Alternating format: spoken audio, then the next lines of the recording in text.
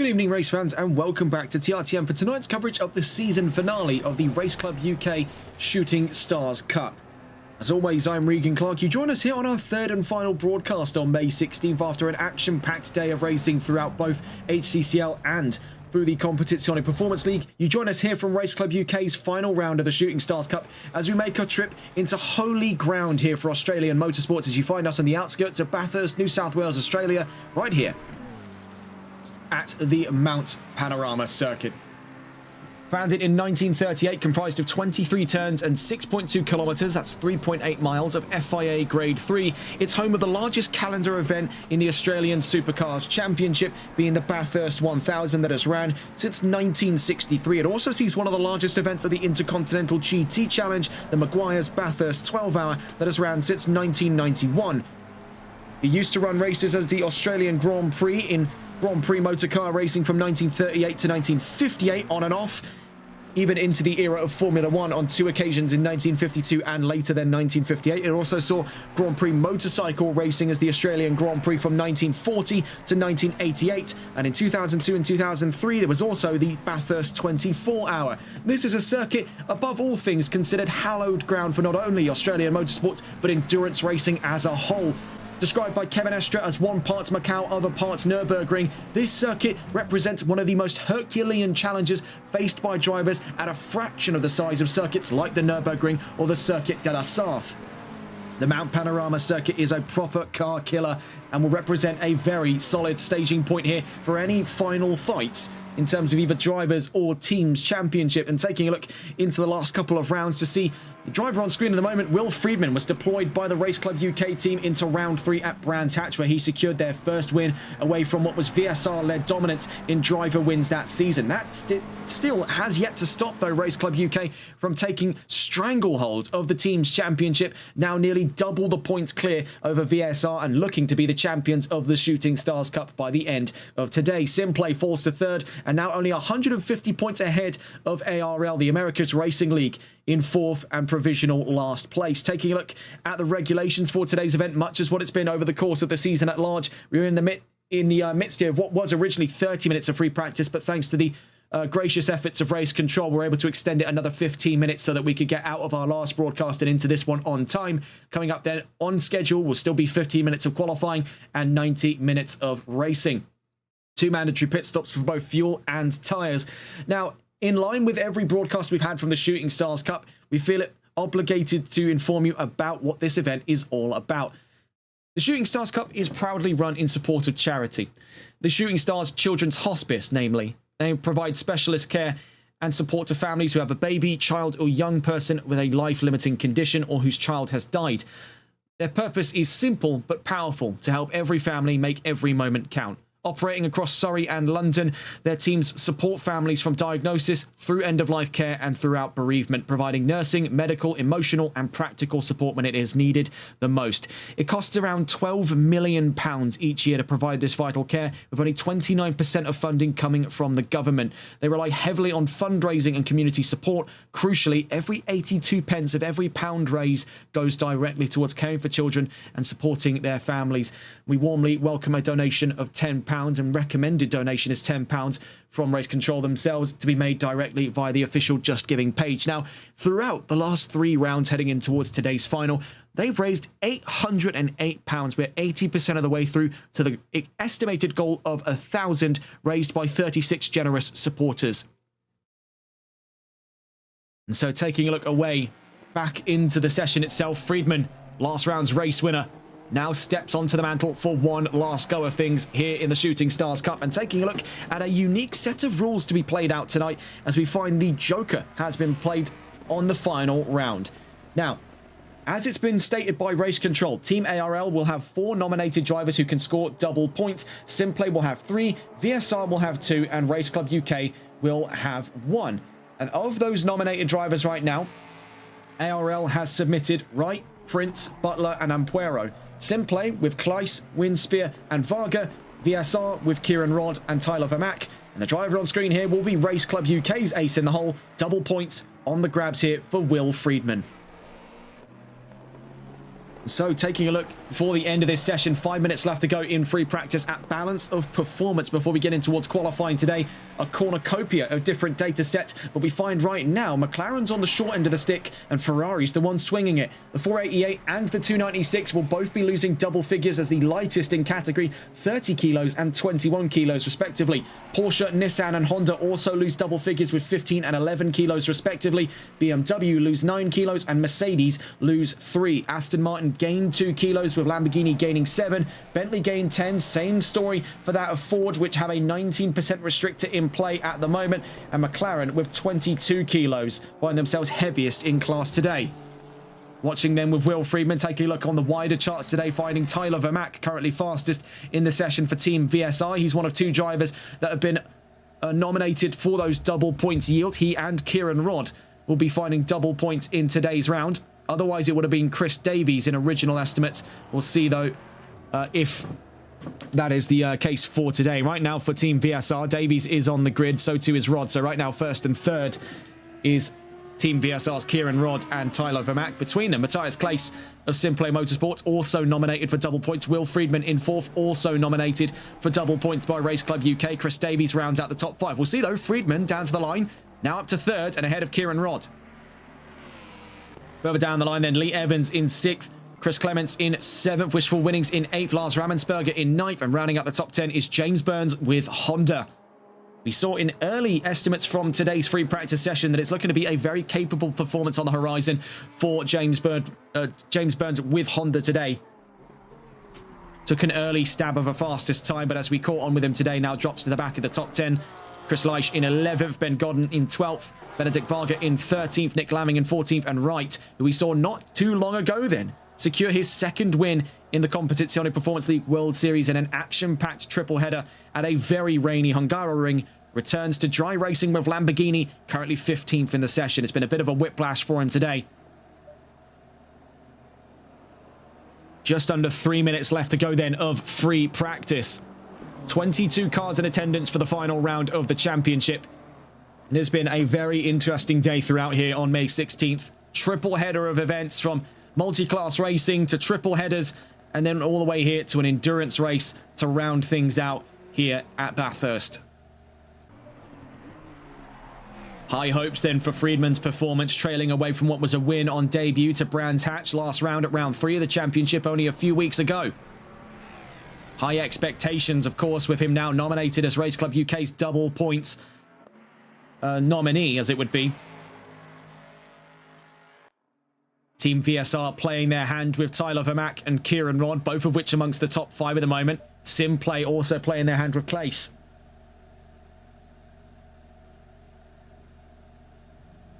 The grid, for the most part, falls predominantly silent. We see there running out wide off the chase was Will Friedman.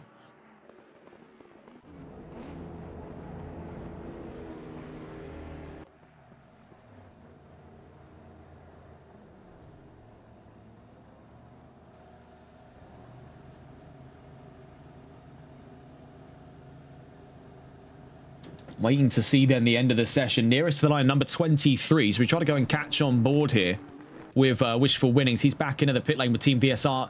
And as you can see, they're harbouring heavy front end damages. He's back into the paddock. Number 10, nearest to the line. That'll be for Nico Prince with the America's Racing League. Down to the line from 19th. Goes up and ahead of Juan C. Ampuero. Was nominated as one of their double points winners. Ooh, and we see there just in towards Hell Corner. Big hit there for Prince. 18th on the grid at the moment. Nearest to the line, number 95. So we go to locate now on board with Ben Godden of Race Club UK, the current leaders of this Interleague Championship. Last time around, it was VSR who took victory at the hands of Cas van Velzen in the one-off Interleague in Silverstone. Now it appears to be the time here for Race Club UK. They've held things hand over fist in the team's championship. And all it takes now is one more race for them to seal the deal. And they will be the champions of the Shooting Stars Cup.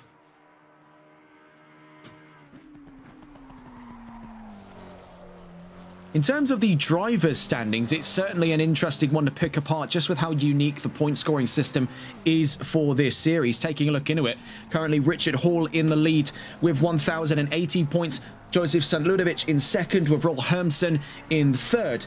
We find Wright in fourth with 700 points, and in a joint fifth behind him, both with 685 points, is William Cairns and Chris Leish. Behind them, down in seventh place, is Lars Rammensperger, currently holding on to the stead of 680 points. He's only 5 points off of the two in front of him. Behind him, in 8th place, is Chris Clements. In 9th place is Wishful Winnings with 665 points. And then rounding out the top 10 is Ben Godden on our screens at the moment, 640 points. A very bizarre point scoring system, I must say, taking a look into it. In the overall championship, a race win gives you 450 points, and then it goes down in increments of either 5 to 15, as we've seen here, as it goes from 1st to 10th, 450, 435, 420, 395, 380, 365, 350, 335, 320, and 305. And now that goes all the way down to 40th. In that sort of rhythm and order, all the way down to where 40th gets you 35 points. So it's much more of a almost IMSA style point scoring system we see here in this series for the Drivers' Championship.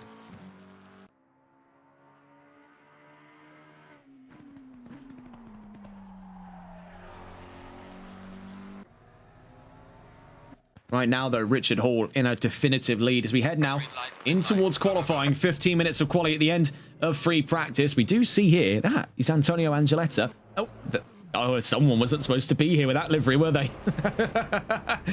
I think he's been caught red-handed there.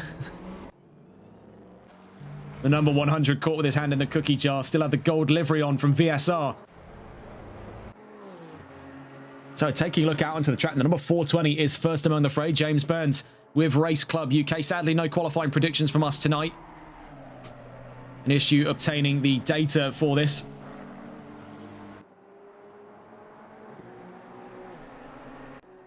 Following on then with Burns, taking a look at what we have as somewhat of a provisional qualifying prediction. This was in a snapshot taken just before the end of today's session. So to keep an eye out for these drivers: Vermack, Claes, Friedman, Rod, Davies, Evans, Clements, Winnings, Rammensperger, and Burns. So Burns was still part of that top 10 with every chance that he could do the same on the run in towards this qualifying session. Very short, very sweet session they've got at hand here. 15 minutes here in Bathurst. And from the point of view here of the Honda, we'll be getting our first track tour in this series of Bathurst. We've been to this track not too long ago then. We were here just last week with the folks over at the Competizione Performance League World Series in a fantastic round of 120 minutes worth of racing, as it would turn out to be in that round just gone. And now we'll wrap up the championship here, and if we're looking a little further into the future, we'll be heading back to Bathurst not long from now. We're also here not long ago with the folks over on VSR. And it's been, so far then, a fantastic last couple of few visits to this magnificent circuit. One of our favourites here on TRTN, and an absolute bucket list location. So then following on board with James Burns, number 420 for Race Club UK, as he makes his way down through to Murray's Corner here at the Mount Panorama circuit, kicking off the first of our flying laps in qualifying for the last round of the championship. Down across the line he goes, and on towards turn 1 as we begin the run back up the mountain. In through the Hell Corner at turn 1, named after there originally being a stump on the inside of that corner in the 30s, and since it had a very early history in motorcycle racing, if you clipped that corner a little too close on the inside, I think you could figure out where you were off to.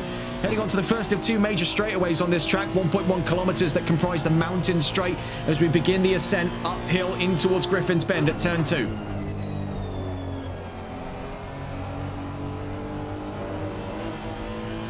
Now this is where things really start to narrow up into the cuttings, turns 3 and 4. In towards Quarry Corner.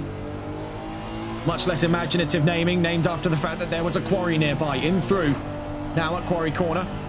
In towards Reed Park. Then through to Frog Hollow, turns 8 and 9. Then to Solman. Down here between turns 9 and 10 into McPhillamy Park. And now down through Brock Skyline, otherwise just called Skyline, named after Australian touring car legend Peter Brock. Down through to the Dipper. Into the S as we go. Now down at Forest's Elbow. So far, so good for James Burns and Honda. Out through to turn 19 as we begin the run onto the second of two and the longer of two straights. 1.9 kilometres here on the Conrod Straight. Right behind him, you see Tyler Vermack in the 888. He's won several times at Bathurst in a few different championships, so keeping an eye out there for that 888 on the chances that he could bring home yet another victory for VSR. Down through to the Chase. Used to be called the Caltex Chase after the petrochemical company of the same name. Turns 20 through 22 represent one of our major overtaking spots on track at the moment. Down through to Murray's at turn 23, named after Australian touring car legend Bill Murray.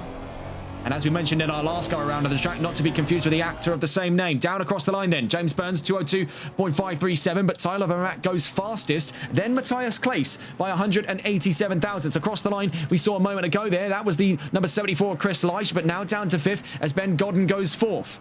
Wright goes 5th with Lamborghini and Team ARL. 444 nearest the line. Here comes Lee Evans. We saw from behind him as well. Wishful Winnings goes 4th. So Evans, Vermack and Winnings. 3 VSR cars in the top 5 right off the bat. Number 208 nearest. Here comes Will Friedman. Across the line he goes. Second fastest by 0.06 of a second. From behind him, that was the number 15. Chris Clements, 9th. Number 87 across the line. Just a moment ago there. And as it would appear, I believe no time set there for the number 87 across the line. Having a look in now to see. Across the line a moment ago went Nico Prince, number 10, with Team ARL Porsche. Now across the line, number 51. Just see there, Lars Rammensberger to 7th after his first flying lap of today. Number 600 nearest the line. This is Brett Winspear, nominated as one of the double points attendees here for the Simplay Motorsports team, but he finds himself without a line as much as we see from behind him. Roll Hermsen goes to 8th. Nearest the line, number 4. Now going to catch on board here, Sean McNally. One of the developing drivers from Team VSR. We've seen his story over the last couple of seasons over on the VSR GT3 Championship, where he began in the bronze category, now a mainstay competitor in their silver division. Down to the line goes McNally in the number 4. Nissan across the line, sadly no time set in that last go around, so he's still got plenty of time, 9 minutes left to go for him. Nearest the line, number 146, Juan C. Ampuero, one of the Team ARL double points winners. We now see here 15th after his first go. Looking here, 566, Benedict Varga, trouble down at, looking here, the run of things at Murray's. Claes across the line, 42 thousandths in the lead over Vermack, who now sandwiches himself in between Claes and Friedman. We have 3 cars then within less than a tenth of each other front to back. Actually, it would just be a little over a tenth because it's going to be there, the scope of 102 thousandths encompassing that podium. Actually, no, that's it's not respective. That's from the leader. So we see here from Friedman, there's still a chance for him to shove up a position all the way up to pole position, and not by a close margin, mind you, by 0.3 of a second. Chris Clements joins the fray, now 4th. Number 87, nearest the line. I believe they missed out on the last go around. Now we get to see onto the timing charts. I believe there did go the number 87. And that being for Nick Lamming, 14th for Race Club UK. Number 60, number 51, and number 100 approaching the line. You see for the 51, Rammensberger. Then behind him, the number 100. And that, I believe, yes, was Antonio Angeletta. Of course, he accidentally joined with his standard VSR livery, not the Team VSR livery. So we see here from the 100, down through turn 1 and onto the run, onto the mountain straight.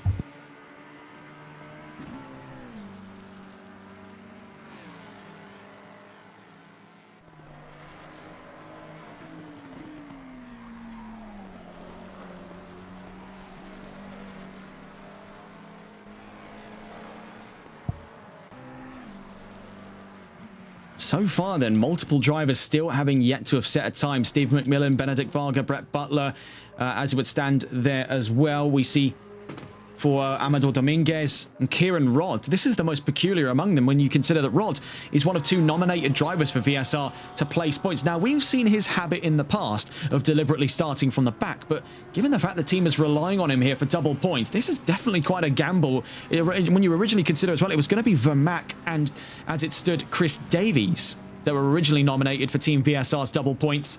Now it happens to be the case here where they're taking a huge risk with the 61. I can vouch for his ability personally because we've seen many times on our broadcasts of VSR's various GT3 championships on the run when we started in Season 7 and still are in Season 11 with the chances to go into Season 12 later this year. We've seen plenty of occasions where this man has started from the back of a grid and made light work of it. But I think this is a bit of a cut above what we're seeing in VSR. We've got plenty of teams trying to put their best foot forward. This is certainly a bit of a gamble.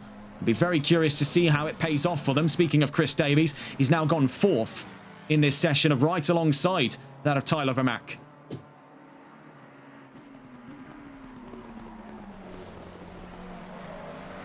So then, currently fastest in the session, Will Friedman, then Matthias Claes, then Tyler Vermack, then Chris Davies, then Chris Clements in your top 5. Then rounding out the top 10, James Burns, Lars Rammensberger, Lee Evans, Wishful Winnings, and Chris Leisch. 5.5 minutes left to go then. Number 600 is nearest to the line, that being for Brett Winspear. And we do see a bit of a leap of position there from what was 21st, now 18th. The number 600. Number 4 nearest to the line. We go to catch back on board with Sean McNally of Team VSR.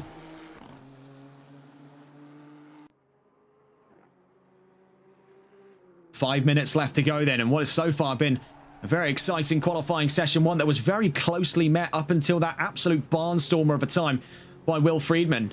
McNally stays 19th after that last lap. Number 548 is nearest. We go to catch on with them at this time. It's just the 540 there, and that's right. From behind him, we see the 888. That was Tyler Vermack. Now gets even closer to Will Friedman. Up and ahead of Matthias Claes. Vermack now second by 73 thousandths of a second. Number 442 is nearest to the line. Across the line a moment ago went the 442. In the case of Matthias Claes, stays in 3rd for the time being. Right behind him there, you can see what looks to be the number 566 there, not 540. 566, that's Benedict Varga with Simplay, one of the nominated double points. 4 minutes left to go in the session so far. Nearest the line, number 420. So James Burns, currently 6th in the session for Honda. 58 thousandths away from Chris Clements in the top 5. So still very close to be had there among the Race Club UK cars. Down through turn 1 he goes. Number 60, nearest to the line. Trying to catch on board here, Steve McMillan of Team ARL across the line, 21st in his last go around. Number 5 nearest to the line now. We go to catch on with Roel Hermsen. And behind him, the number 15. Across the line there, 15th for Hermsen. And as it stands, just under a 10th away from Juan C. Ampuero in 14th. And the number 146 Porsche for Team ARL.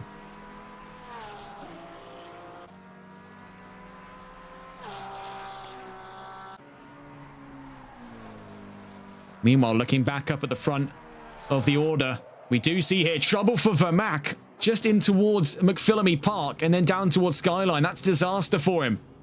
He still has the time here to try and get out for one last go around. He'll have the time for one out lap and then one flying lap just as it ticks over to the end of the session. But that was a big slide out for Vermack. That's something he's going to be very aware of for the run in towards the race today.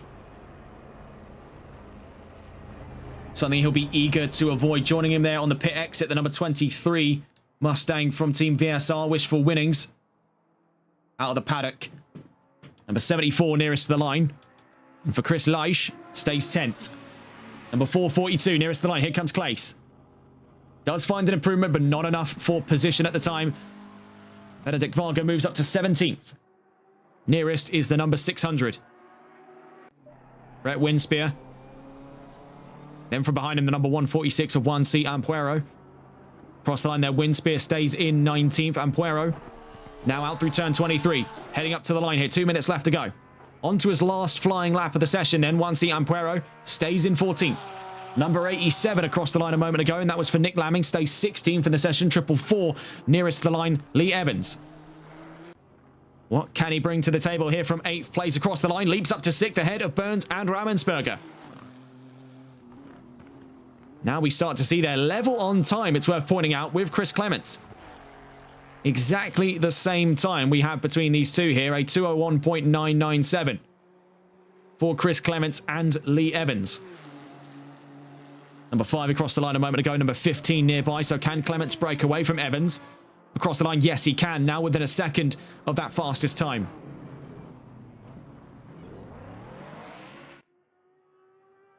Number 95 across the line, Ben Godden. Just outside of that top 10 at the moment. Needs about 3/10 of a second, just under actually, to get himself back into a top 10 start. Currently heads up the 6th row of the grid. We'll see, though, many of these drivers now well past the point of no return. Number 61 has been disqualified for driving in the wrong direction. So it very much seems to be the case here that Kieran Rodd is back on his old antics. He used to be part of a group that we coined the Back Row Bandits. It was him and another driver, John O'Driscoll, who went on to become the Season 3 MSC champion, which we also covered live here on TRTN. Number 23, nearest to the line. Wishful Winnings, 9th. Still has enough time for one more flying lap. 5:40. He's right now up to 11th. Godden down to 12th. Number 442, Matthias Claes, stays in the same margin he was before, still 3rd, but still has one more go of things here on track. It's worth noting that 888 did manage to get onto one more lap here. Tyler Vermack needs to break 73 thousandths off of Will Friedman in order to take pole position, but it is worth noting we are scraping really close into what that upper ceiling may entail for these drivers. Nearest to the line then, just saw at the end of that session, Juancy Ampuero of Team ARL into that top 10. Of course, was one of the nominated double points scorers for this round. From behind him, Nick Lamming saw the checkered line there for 16th for the end of this session, but great turnaround for the 146. Right now, Mark's having a glance at it there. The only ARL car inside of that top 10. Number 100 nearest. For Antonio Angeletta. From behind him as well, the number 95 approaching the line. Trouble for the number 23. So that's going to be the end of the session for Wishful Winnings with Team VSR Ford. Angeletta to 14th across the line, number 95. We see there for Ben Godden, 12th for the end of this session. 888 then, nearest to the line. And this is the one that we've been waiting for. Can he clear 73 thousandths of a second? It is a gap that seems so small, yet so far away. And every slight deviation on the racing line is going to have that kind of effect for this one here. Tyler Vermack in the 888. Can he beat Will Friedman to pole position here in Bathurst, down across the line for the end of round 4 qualifying? He can't. But a very good effort nonetheless then for Vermack with Team VSR, one of 2 double point scorers for the team, the other being Kieran Rodd, who starts plumb last from the back row. It's Will Friedman on pole position then here in Bathurst, with Vermack in 2nd, Claes in 3rd, Davies 4th, Clements in 5th, Rammensperger in 6th, Evans in 7th, Burns 8th, Winnings in 9th, and Ampuero rounding out the top 10. We'll get a full grid read when we see the grid form up in just a moment's time, but what a qualifying that was then. Taking a look at it, we have currently 6 cars front to back by less than a second at the front of that field, from Friedman down to Rammensperger. So then taking a look back into the regulations at hand for today, coming away from 15 minutes of qualifying, up next is 90 minutes of racing with 2 mandatory pit stops. So similar to what we saw actually not too long ago today over on HCCL. Very similar structured format here with a 90-minute race and 2 mandatory stops, because that's going to mean we're on a 30-30-30 here in Bathurst. So 30-minute stint to open, then a pit stop, then another 30 minutes, then another pit stop, then the last 30 minutes to the checkered flag.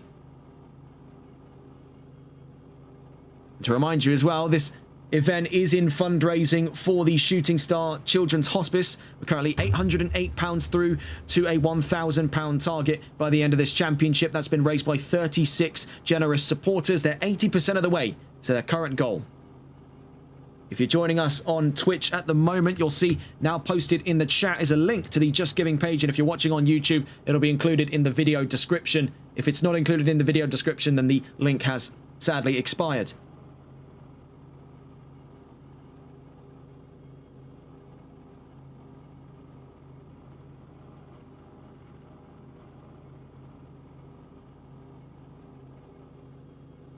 So then waiting for the grid to form up for our 3rd and last race of today.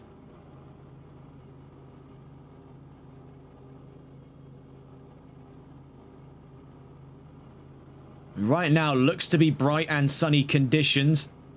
No current suggestion on if we'll be seeing anything even remotely close to inclement weather here in Australia. Normally a track we find to be very firmly in the bright, hot and sunny conditions, much in line with many of the major events to have been held here in the last couple of years. So then, seeing the grid form up, currently conditions are partly cloudy, optimum conditions, and it seems to be much more on the stereotypical side for Australian heat. 32 degrees on track in ambient temperature is 25, 32 on track. So as it happens then, taking a look at this grid for the fourth and final round of the Race Club UK Shooting Stars Cup. Will Friedman on pole position, looking to go double for trouble here after his maiden win in Brands Hatch last round. Tyler Vermaak in second, with Matthias Claes in third, Chris Davies in fourth, and Chris Clements in fifth. Lars Rammensberger in sixth, and Lee Evans in seventh. Burns in eighth, Winnings in ninth, and Ampuero rounds out the top 10. Leish in 11th, with Godden in 12th, Angeletta in 13th, with Hermsen in 14th, Lamming in 15th, Varga in 16th, Prince in 17th, and Winspear in 18th. Rounding out the top 20 then, McNally and McMillan, 19th and 20th. Butler in 21st, Dominguez in 22nd, Bacala in 23rd, Rod in 24th, and Wright in 25th. I believe a disconnect there for Wright, as originally it was Rod to start from the back of the field. Now he'll start an extra position up, but he is on that back row. And Wright will start from the back of the pack there. And so a minute and a half before we get in towards today's formation lap for the race at hand. Now, to remind you of the regulations that have come into effect for tonight's race, as we just have a quick glance at it here. The list of drivers that have been nominated to score double points in line with a joker strategy introduced for the last round of the championship to make things a little bit interesting. Team ARL have 4 nominated drivers, Simplay have 3, VSR have 2, and Race Club will have 1. ARL has nominated Wright, Prince, Butler, and Ampuero. Simplay has nominated Claes, Winspear, and Varga. VSR has nominated Rod and Vermaak, originally having nominated Davies and Vermaak, and now having swapped that, and this is from what we were told, was to Rod. And Race Club UK has nominated the man on pole, Will Friedman. We've seen some seriously feral drives out of this one here. He's a notable member of this grid, Will Friedman. We've seen him in multiple championships, and I think the scariest thing one can do is be in front of him. So that's something definitely to consider here for Tyler Vermaak, a driver with plenty of wins at this circuit across multiple championships. He's won in MSC, he's won in VSR, and he's won over on NLRL. We've seen what he can do before. Friedman is a very capable driver, so this is going to be a proper star-studded front row to see what these two are capable of. They're really here to test their mettle with an hour and a half's worth of racing here in the Australian heat, right here in Bathurst. So, pulling away from the field then, Will Friedman.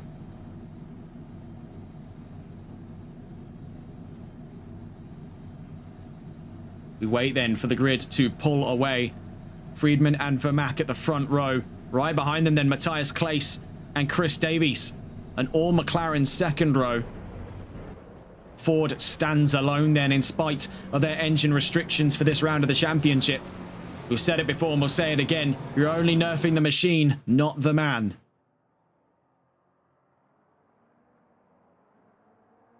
In terms of notable overtaking spots, well, it is a bit of a tough one to discuss here at Bathurst because it's really a case of who dares wins and who slips up first. Because taking a look at our first major overtaking spot, you'd assume it's turn 1. Well, it's far too sharp and often does lead to accidents, but we would still consider it an overtaking spot, albeit maybe not through the first lap. Where you're really going to get your first major opportunities here is on the run up towards Griffin's Bend at turn 2.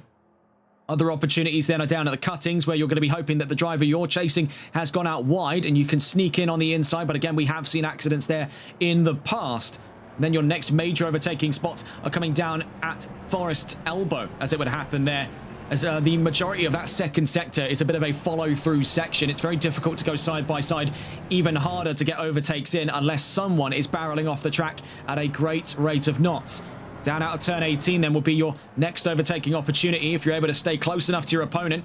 Then out through turn 19 and onto the Conrod Straight is where once again overtaking opportunities will be aplenty, with the opportunity for straight line speed adjacent cars like the Mustang, like the BMW, and even like the Nissan to really spread their wings. Then your major overtaking opportunity is going to be down at the Chase, down at turns 20 through 22. And then last but not least at Murray's. But again, you're going to have to be nearly right on top of your opponent to be able to get an overtake done down at either 23 or 1.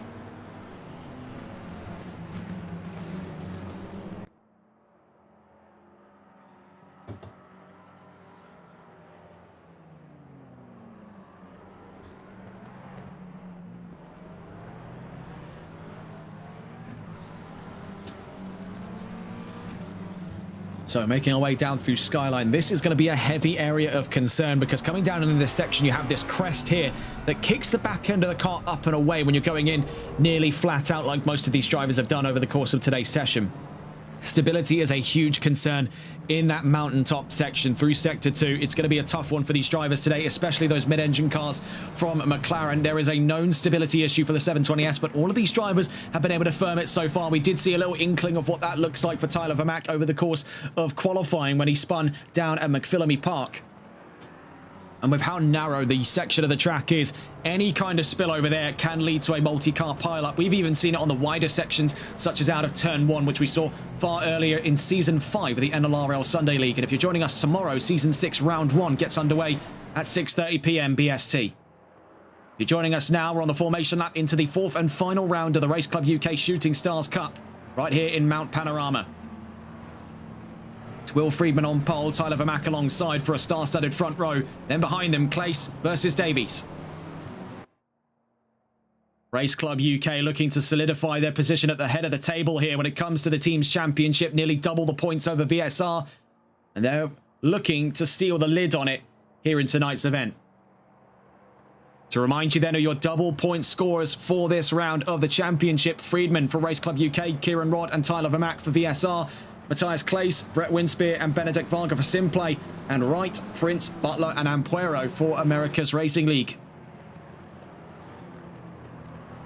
To give you a visual guide on who's who, the black and red cars are Simplay's, the white and black cars are Race Club UK's, the bright neon green and black cars are your VSR's, and your blue and black cars are your America Racing League's cars. Heading then down towards the line here for the 4th and final round of this championship. We see, though, from Will Friedman is... I was about to say... Oh, surely he couldn't go into the pit lane. He certainly kept us on the edge of our chair there. He's messing with us. He knows that we're watching him on the run down towards the line here. 90 minutes of racing set to follow then. 25 cars in all for the 4th and final round of the Shooting Stars Cup. Here by Race Club UK, right here in Bathurst, New South Wales, Australia.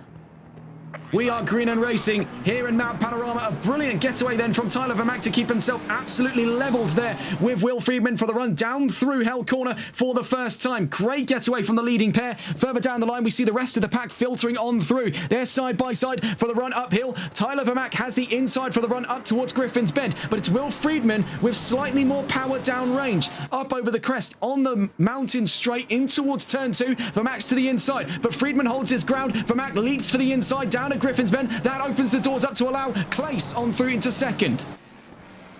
Seeing here from how congested it'll get on the run up through the cuttings, Tyler Vermack leads in Bathurst. Will Friedman a little squirrely there under the brakes in towards the cuttings for the first time. Taking a look further down the order, we see from Angeletta, and you see just how chock-a-block for traffic it can be down in that opening sector. It is diabolical. We see here from Nico Prince chasing Nick Lamming in through Quarry. And a few drivers are destined to scrape that barrier. Mark my words on that one. We do see a bit of trouble out in front. And yes, it is for having a glance in there. It looks like one of the Race Club cars. Yes, it's one of the McLarens. Ben Godden, as it would appear, the number 95, is in trouble. Angeletta gets out past him. You can see just how many cars are trying to pile down through Skyline. Winnings, Angeletta, Burns, and then behind them, Nick Lamming and Nico Prince. As we see a huge pile-up of cars out behind, trying to navigate out past that McLaren. That's all of the ARL cars trying to filter out past there. We see from McMillan, Butler and Bacala. Now up and ahead. Looking up at the front here, we can see fighting amongst the top 6, but right out in the front of the pack here is Vermack versus Friedman. From behind them, Matthias Clace for Simplay. Then behind them, Chris Clements, Chris Davies, Lars Rammensperger. Behind them is Lee Evans. Juancy Ampuero, great start then for Team ARL. The number 146, one of their nominated double point scorers, now 8th place up and ahead of Leish and Hermsen to round out the top 10 after lap 1 of racing here in Bathurst. Behind them is Benedict Varga. Angeletta in 12th with Burns in 13th. We see there for Wishful Winnings, disaster for the number 23, strikes down at the chase as he drops way down through the order. We see now barreling towards that pit lane among several cars here. We see is Wishful Winnings also in the pit lane at the same time as him. As it would appear, Kieran Rodd now into the pits, and as it would appear, that's James Burns. A very bizarre start to racing then here in Bathurst, but not one that was totally unexpected. Wright's also in the pit lane. We also see is Butler. A very rough start then for multiple teams. We see up at the front of action, though, it's Vermaak versus Friedman. Two drivers with a very keen experience of this track already. Ben Godden now into the pit lane in the number 95. Getting a look in here if we can. Tyler Vermaak leading here in Bathurst. Right behind him, though, Will Friedman.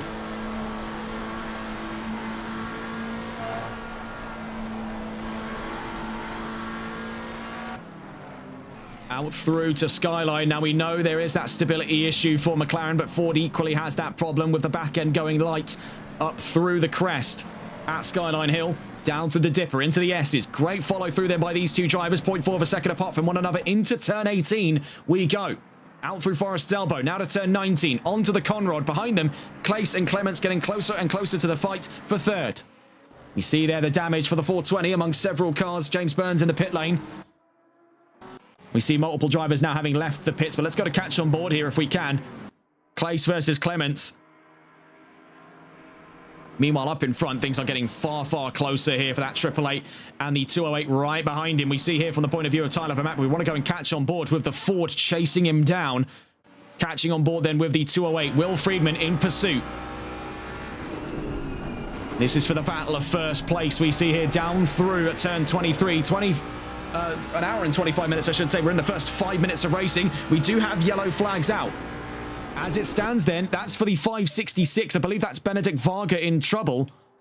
Having a glance, yes, it is Benedict Varga, but he is back up and running. So back into green flag conditions. Back onto the fight then amongst the race leaders. Just quickly here to see their run back up the mountain straight onto lap 2.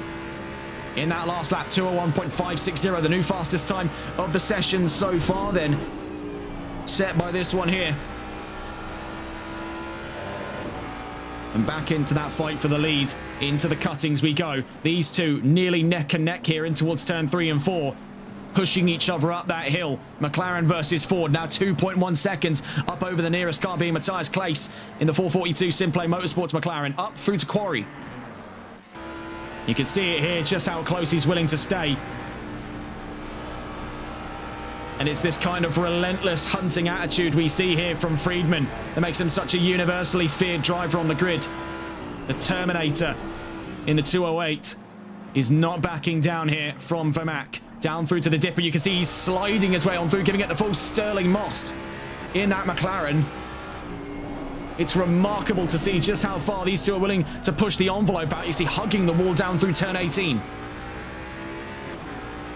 An exceptional run there through Sector 2 has given Vermaak about half a second worth of breathing space on the Conrod. But that's going to start to bleed away from him because that Ford's in the slipstream. And even in spite of that engine penalty, he's not going anywhere. Taking a look then at some of the other fights going on track at the moment. Nearby fights going on. Hermsen v Leish. Evans versus Ramensberger, which has started to get closer and closer. We see the Nissan there being trailed as well by Juancy Ampuero and Chris Leish. Looking further down the order, Rodd versus Wright. Lamming versus Varga versus Prince, another one in consideration, but of course the elephant in the room is that leading fight. Race Club UK versus VSR.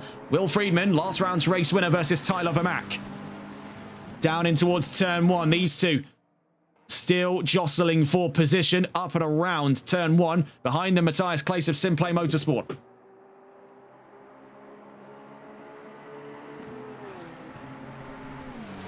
Firmly in the slipstream here, so back on board with Will Friedman. Vermaak holding the inside away from him. See a little earlier onto the brakes, and suddenly that inside line has become a little bit more viable, but he now has accidentally played himself a bit because in towards the cuttings, he's on the outside, so falling back in behind Vermaak. So far, we're seeing stellar defense then of the lead by the 888. The 208 right on his rear bumper, though. I don't think he's going anywhere anytime soon. Up through Quarry.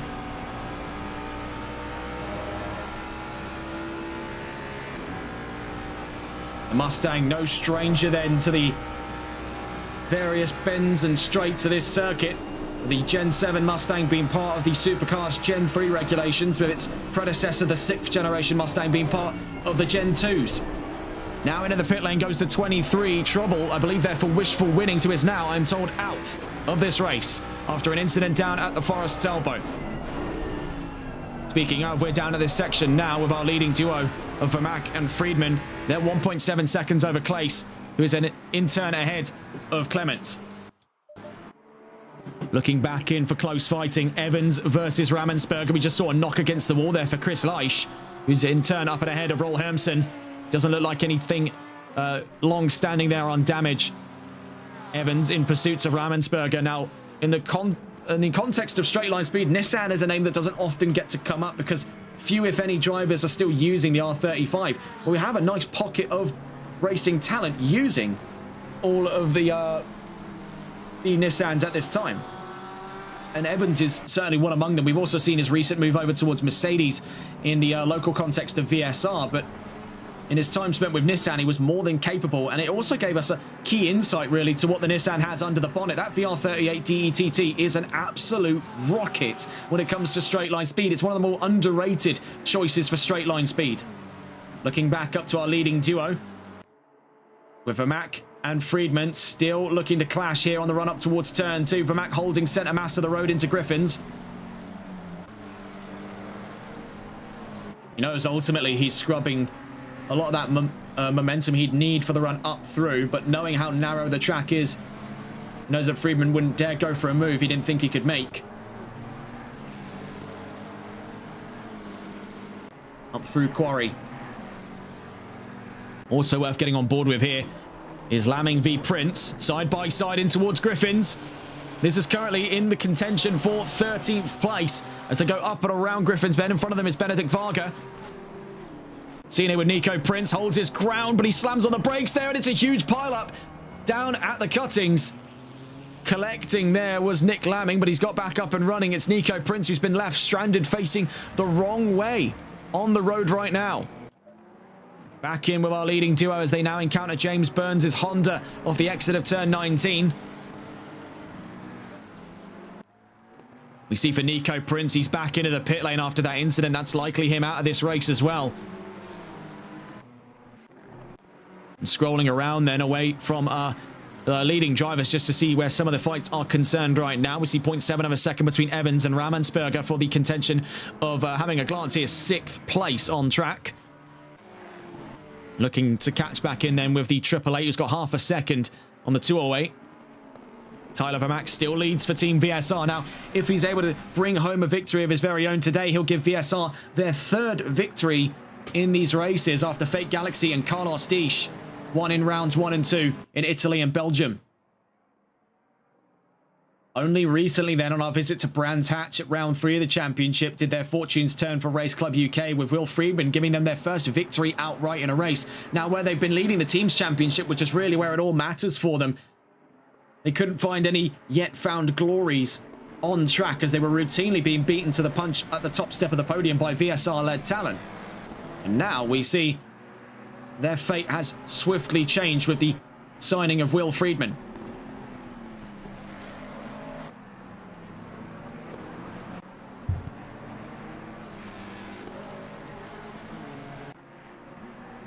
Up through Quarry Corner.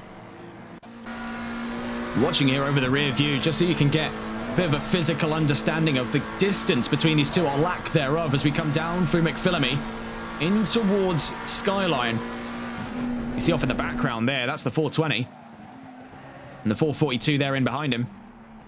Down through the dipper we go.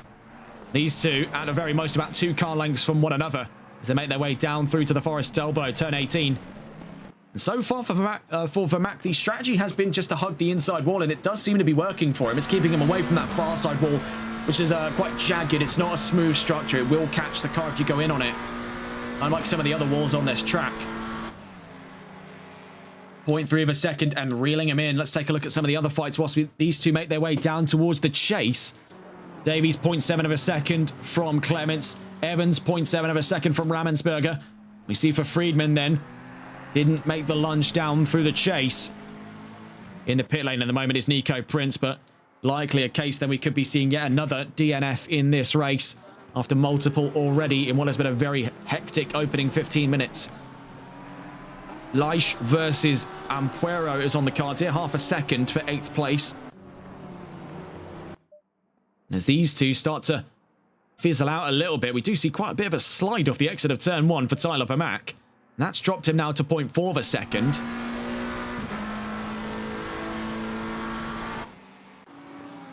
We'll cut back on with them in a moment's time here, taking a look around the track once again to see Evans v Ramensberger now doubled in distance from 0.7 to 1.4.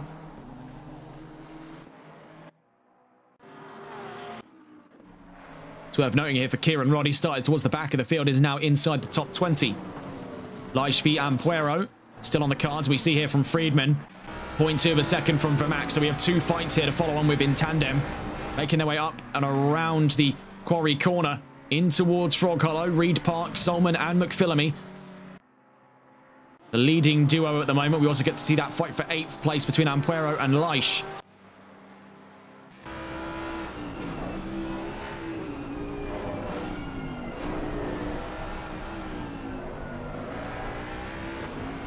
It's just witchcraft, really, to see how well he's got that car set up. It seems almost effortless how he's tackling this section. It's one of the most difficult sectors of tarmac we've ever seen on ACC, and can either make or break your performance down in that area of the track, and he just makes it look so easy.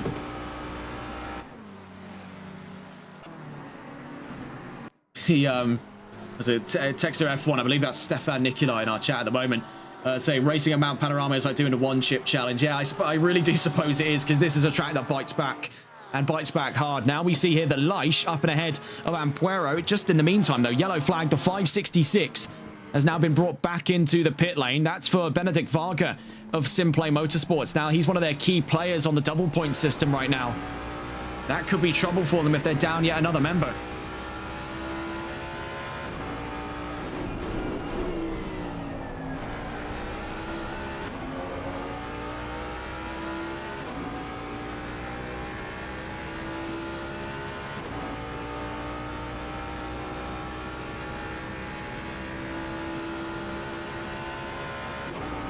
You see, though, now that they've settled into a bit of a rhythm here after the first quarter hour of racing, Friedman and Vermack plateauing at around 3 to 5 tenths of a second. They get closer into sections like the cuttings here, but of course there's just not enough room for there to be a lunge made for position. So we're cut back on board to see fighting here for Chris Leish, who's now ahead of Juan C. Ampuero, who's now down to 9th. Leish now to 8th place.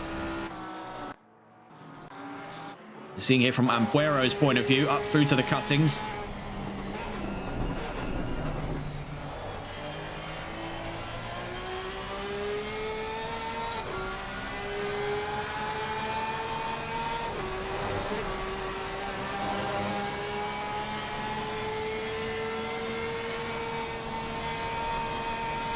A very treacherous section of tarmac here in towards McPhillamy.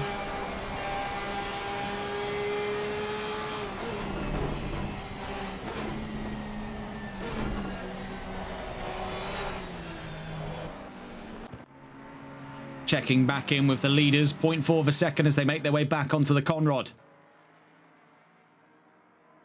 I have the habit these two are going to be very close to each other for the greater bulk of today's race. These are two drivers very well met on this track when it comes to their ability.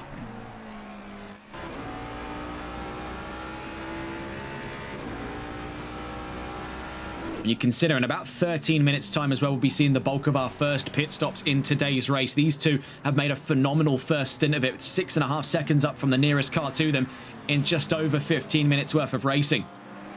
Checking back in to see here Ampuero v Hermsen for 9th. Reluctantly having dropped a position, originally was in that fight for 8th place with Chris Leish. Now Roel Hermsen gets up and ahead of him. Looking back in over the leading duo, 0.3 of a second.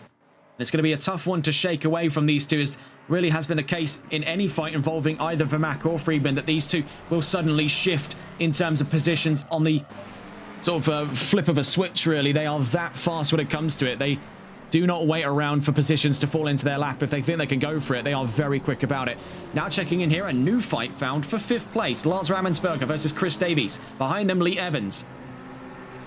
This might be one to go and watch on with then. As just taking one last look there from the leading duo before we head over towards the run of things here for Rammensperger v Davies. Heading up through Quarry Corner, on board them with the number 51 of Race Club UK. Nearly grazing there the wall of death between Solman and McPhillamy Park. He's in pursuit of 5th, but he might have to keep an eye out for the car behind him, as he could be finding himself in a defensive fight for 6th.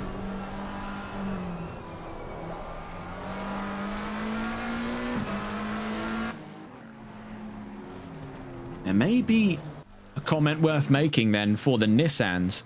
If we go to catch on board here with that of Lee Evans, on with the Nismo, making his way out from turn 19, there is very much a chance for him to fight for 6th place here.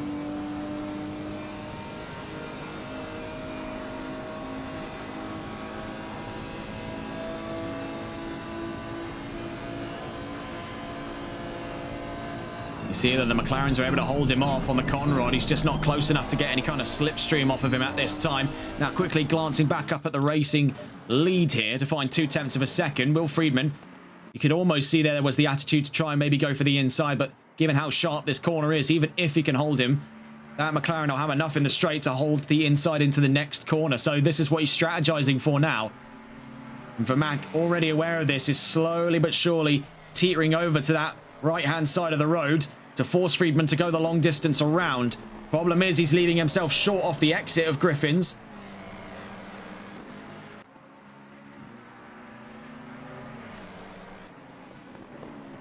Down through the turns 3 and 4. Still firmly in the lead of this by multiple seconds now over the nearest car, being Matthias Claes in 3rd. But these two have not yet decided where do they stand amongst each other. Up and around Quarry, and you saw it there. That was millimeters from the wall.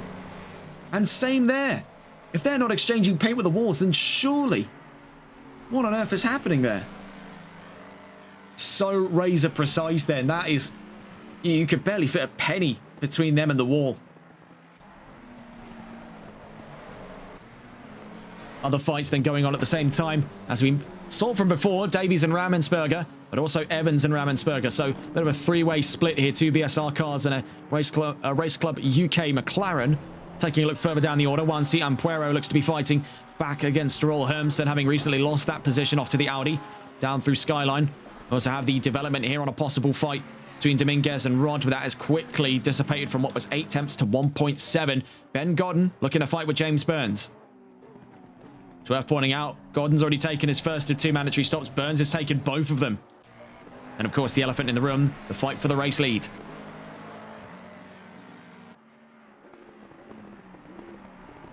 Friedman sort of glancing over the shoulder there of Vermaak down in towards turn 23, trying to size up a possible move for the inside, just seeing what its viability is looking like.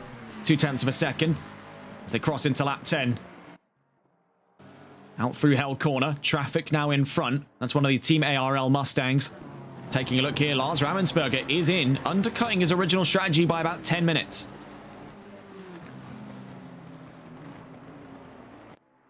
Evans stays out. Lige stays out as well.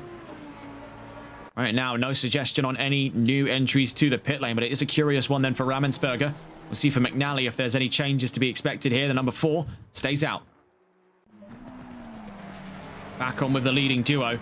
And I feel like it is really a case here of Sod's Law. The moment we stop paying attention to that leading pair is the moment there's going to be an overtake for them.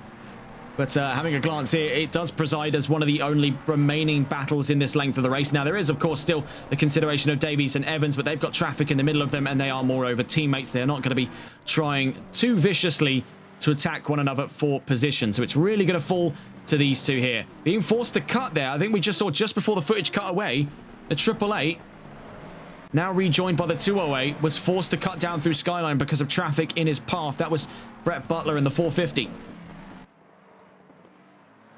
We do have a yellow flag out. It's the number 5 in trouble.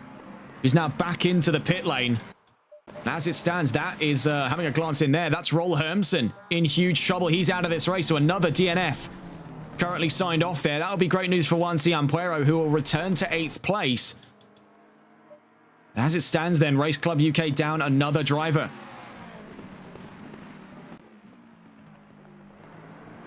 Running wide there into the chase. That is opening doors up here for that 208.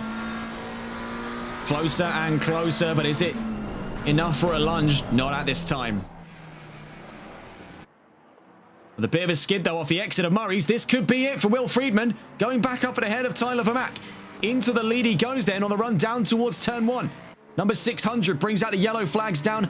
Having a glance there at McPhillamy Park. There is trouble down in Sector 2 and 3. But the most recent bit of action then from the front lines. Will Friedman leads for Race Club UK here in Bathurst. Tyler Vermack drops to 2nd. We see, though, he's very swift on the counter-attack. Heading in towards Griffin's Bend. Right onto the rear bumper of that Mustang.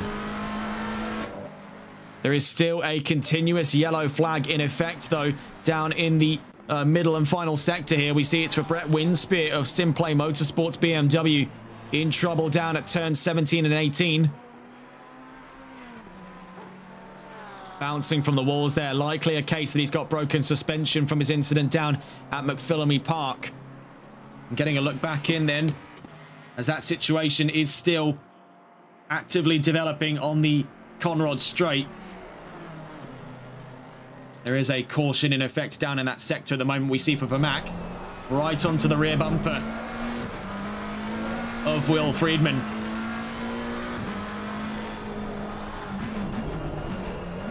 In contact there between the pair of them. Down into turn 18, a bump.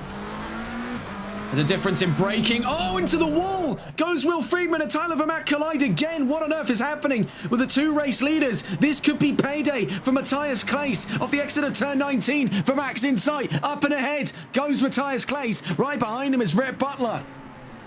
Disaster for Vermack. He went for a gap that simply couldn't exist. Albeit it didn't really look like he had many options, but that's horrific to see. The 208 continues to lead, but Matthias Claes now moves into 2nd place for McLaren and Simplay Motorsport.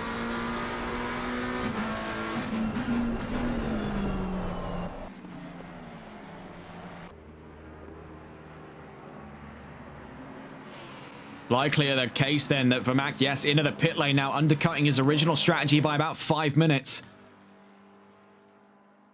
We see big step out there. And there is damage for the nose of Will Friedman when he went into that wall. That is something to consider here for Matthias Claes. So far, he's the only one among that original top 3 that didn't have any kind of damage. All well and good there. We see in chat from Stefan Nikolai, you know, putting up the quote there from Ayrton Senna. If you no longer go for the gap that exists, you're no longer a racing driver. Maybe don't go for a gap the size of a moped if you're driving a GT3 car. You know, if this was MotoGP and we were somehow back in Australia for this instead of where we normally go for MotoGP, but yeah, I'd say you could go for it. But if you no longer go for a gap that won't kill you, I would say is maybe the more relevant quote.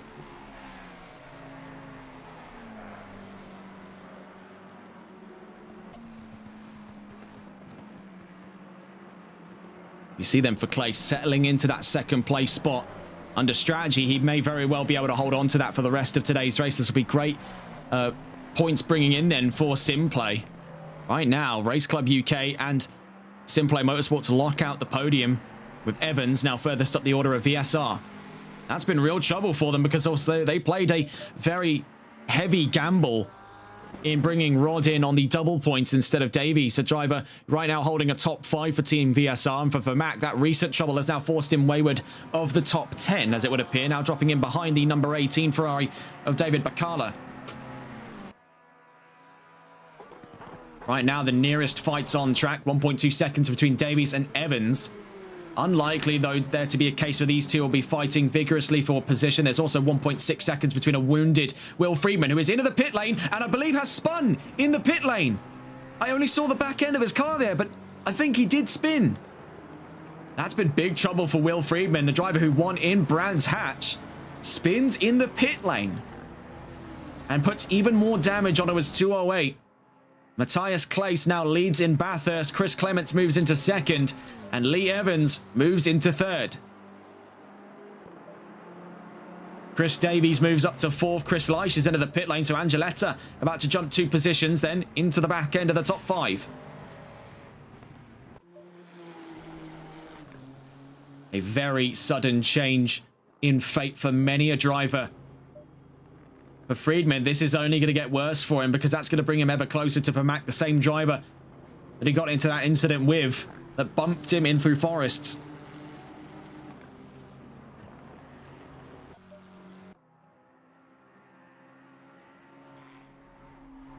Claes leads.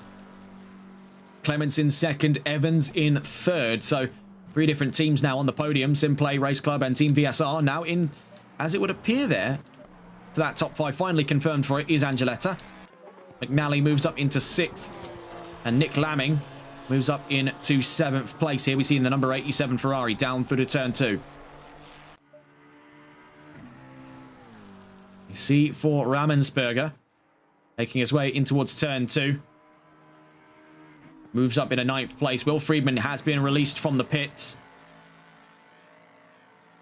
And joins up just in front there of, I believe, having a glance, that is not Juan Cianpueros. That would be Nico Prince for Team ARL, the number 10 Porsche. Looking here, very close gap to be found between Kieran Rodd and Tyler Vermack. Of course, both teammates at Team VSR and both the double point scorers for Team VSR. Amador Dominguez having a very odd line there into turn 23. He was just holding that right-hand side of the track like something had gone wrong there. Clements now into the pit lane. So Evans moves up to second. We'll see if that stands under strategy. Of course, we are starting to see the mass influx to the pit lane for drivers on their first of 2 mandatory pit stops. So clearing off of that first stint for them, knowing that another lap would put them a minute over on strategy. They'd rather afford to be earlier on these sort of things. We've seen that urgency practiced by quite a lot of the field. We see for Angeletta now to 4th as it would stand. As it hangs there right now, Friedman has rejoined in front of Vermack by about 3 seconds. Caught in between them, though, is Nico Prince in the number 10 Team ARL Porsche. So checking in to see with Kieran Rodd, who's right along with Tyler Vermack at this time. It's worth noting on Rodd's performance because he did start from the back of the field and has made his way back up through the order. Now 12th in this session. Number 420 brings out the yellow flags. That is for James Burns. As it happens to be the case there, I believe the 420 was that, I think, was an almost instant DNF there. I think the 420 might be out of this race right there and then. So that's the Honda of James Burns extinguished from this race. Even more trouble, though, the number 8, as it would happen with multiple cars involved. Dominguez out of McPhillamy. That's the same incident we saw for Vermack in qualifying. And it looks, oh, it's too close for comfort there as clipping him. Now being forced down through the emergency exit. This is a horrible place to end up stranded sideways. But fortunately, the number 8 has just enough time there to get back on his feet. Green flags back out. But who was the car that clipped him being the real question? It was one of these Simplay cars. Was that Windspear? I think it might have been. I think he's come off quite lightly there. It doesn't look like any more damages for him. We see in the pit lane is McNally and Lamming. McNally on his way out. Lamming still in the pits at this time. Friedman already having got up and ahead. Same story for Vermack and Rodd. In terms of nearby fights right now, not much to speak of. There's 2.9 seconds in closing between Vermack and Friedman. There's 2.2 seconds and growing between Rodd and Vermack. Right now his present company is Nico Prince from behind him. Now into the pit lane goes Matthias Claes. So he held things firm there and outlived the rest of his opponents in the podium. We'll see, though, under strategy, can he hold on to this lead? Well, with Lee Evans staying out to move up into the provisional lead of things for the time being, it's Davies and Angeletta now into the pit lane. It's worth noting here for Angeletta what a turnaround today's performance has been for the 100. Clements next in considerations. Now, he's taken his first pit stop already, so this is exactly what he wants to see in front of him. Multiple cars in their pit box yet to have come out, but it's a very swift exit from the pit lane. Here's the 442, drops off its jacks. It's really not a long distance to grow. go, I should say, before you're out of the paddock. Clements, just before turn 1, you can see just having exited there is the 442, and Clements now rounding turn 1. We can see him there, the BMW. Clements has a very good chance here for a podium today with Race Club UK now in the absence of Will Friedman.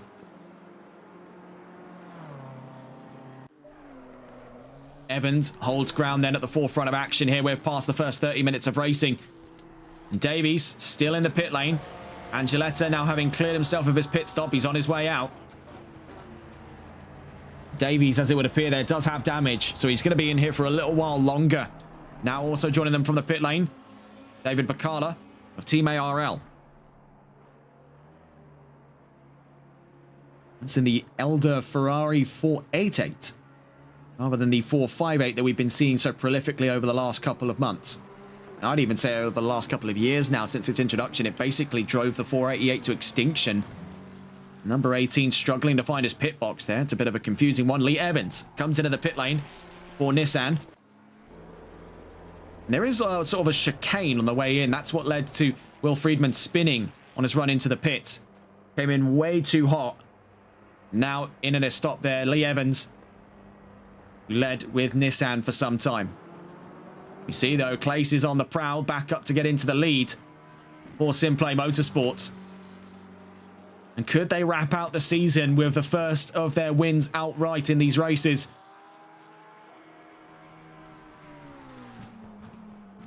Dwindling numbers then of the Simplay lineup. Only a few drivers entered for this round, so they're likely to lose their third place spot off to Team ARL in today's race, just by nature of less numbers. To round things out to a race win wouldn't be too shabby whatsoever for Simplay, and it certainly wouldn't be something that Matthias Clace would argue with. Down across the line then, Matthias Clace goes back up into the lead here in Bathurst. 56 minutes left to go. Clements up to second. Rammensperger looking at a podium, if we can say a word with more than 3 syllables, or more than 2. Leish looking at a possible 4th place here, but Evans now off of his jacks. We see right along with him there was David Bacala. Evans, very swift exit from the pits there, joins in behind that of Lars Rammensperger, so makes a top 5 for the top 5, for the time being, I should say. Chris Leish then remains in 5th place. Will Friedman in 6th for Max 7th. Rod 8th, Wright 9th. Behind him, Angeletta. And this could be the next fight in consideration here. Angeletta versus Wright. We saw Wright not too long ago claim on his 2nd victory in the World Series by Competizione Performance League. So let's go to Catch on board here with the Lamborghini. In his current exploits out on track, he's 3/10 in the lead over Angeletta for 9th place.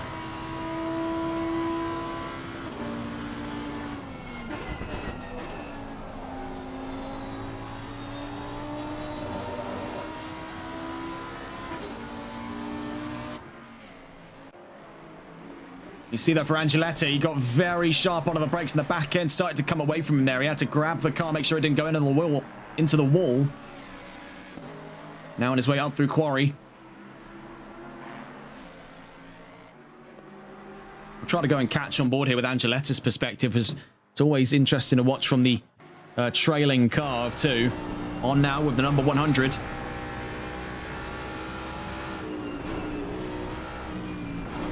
Up in front of him there, right in the number 540. Team ARL Lamborghini in 9th place on this grid at the moment.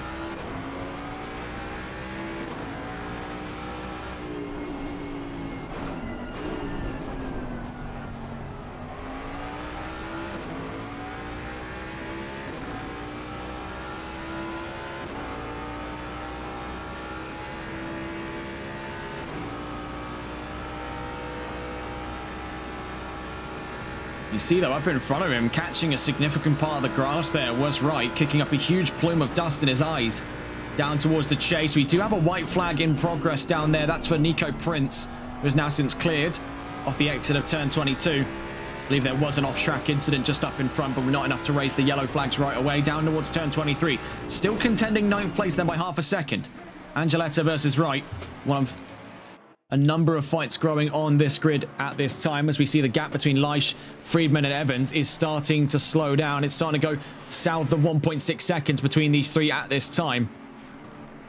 1.2 seconds and closing Davies to Lamming for 12th place. And of course, as we've seen, one of the closest fights on track at the moment is between these two. Angeletta versus Wright. As they make their way uphill, it's got a lot closer since. So we see the run up towards turn 2.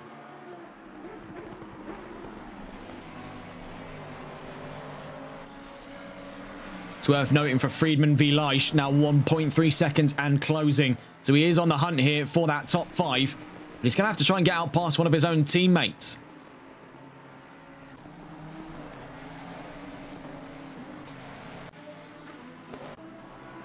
Following back on board then at the top of the hill with these two. Angeletta versus Wright for 9th place. You see up in towards McPhillamy Park. Down through the skyline. So far, so good for these two. Down in towards the Dipper.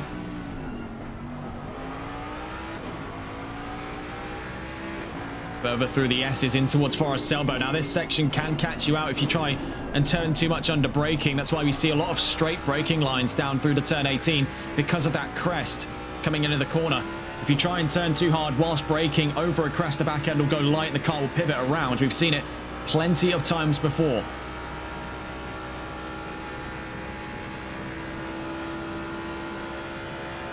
Angeletta giving Wright the lights here. Knows he's got him on straight line speed. Looking for a possible move on the inside down at the chase. He's right up to the rear bumper of the Lamborghini down at turn 20 and 21. Now through turn 22.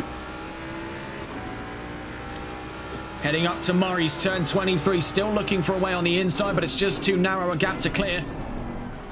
So it may be up to the case of having a better exit like we saw for Will Friedman's overtake on Tyler Vermack not too long ago. Antonio Angeletta nearly front to rear quarter there with a 540. Side by side on the run in towards turn 1. Backs out of it. Wright has the very slightly better exit of the two, giving a bit of distance there in the first half of the mountain straight. And now as we get up over the crest, we see right onto his rear bumper now is Angeletta. Was that moment of hesitance just a little too much for him, though, to go for the inside? Yes, it was, because he couldn't find any ground of it and ended up just stunting his own line. Down through to turns 3 and 4 here at the cuttings, going for the wider entry line to a much sharper exit line. You can see how much more momentum he was able to carry, but because he has the Lamborghini parked up over his nose, he can't do anything with it, so has to back off. Out through Quarry. Now through Reed, into Solman. Out past the wall of death here. Through to McPhillamy Park. Turn 10 into turn 11 we go, down to Skyline. These two have had an enthralling fight here from the back end of the top 10 at the moment. And following on to see where the other fights may be occurring, we do have one 8/10 apart here between Friedman and Evans, as now he's got up past Leish. Vermack's off in the distance by about 4 seconds. We do see this fight now going on for 4th. Evans tries to hold his ground. This might be one to catch on with here amongst our current fight between these two. 3/10 apart between Angeletta and Wright on the Conrod straight, but as it stands, Wright has the advantage. Looking here for Will Friedman versus Lee Evans in the current scope of 4th place. Down through turn 1.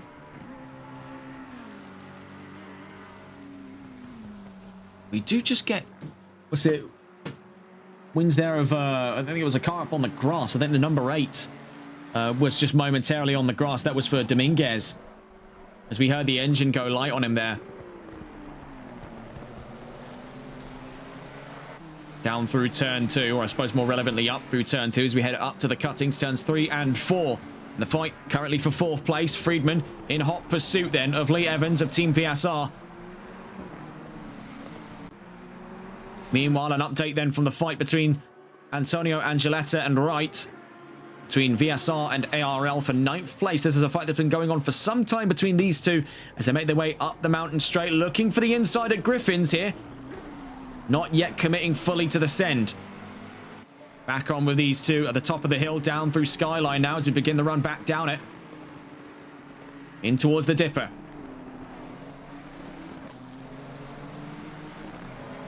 Heading up towards Forest Elbow. This is where Friedman could start to lodge an attack here for 4th place off of Lee Evans. You've got to consider the Ford has an engine restrictor, the Nissan doesn't, and the Nissan is no slouch. But in the slipstream, the Ford will still be able to stay with While it might not have the engine power for it, they haven't nerfed the transmission, so it still has the final drive capable.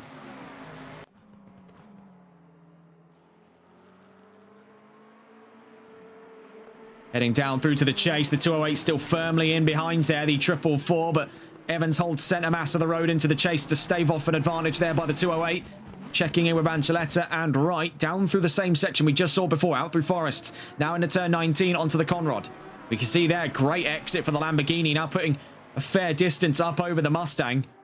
Knowing this is a much more night and day comparison between the two. Checking back into Nissan and Ford up in the top 5. Our two key fights of today then, as we head in towards the next half of the race, coming up in about 2 minutes, then the halfway mark of today's round. Looking to go side by side, but bear in mind he's to the outside. It's a big gamble for him, but if he can hold his ground from the outside, he'll have the inside into the cuttings, which is a far easier move to make. Up through the Griffins, falls back in behind, but as we see there, the makings of a switchback, but it still puts Nissan to the advantage. So far has been very solid defense here by Lee Evans to hold 4th place off of Will Friedman, who has had quite a unique race so far. Looking back in, Angeletta versus Wright onto the mountain straight here, just off of turn 1.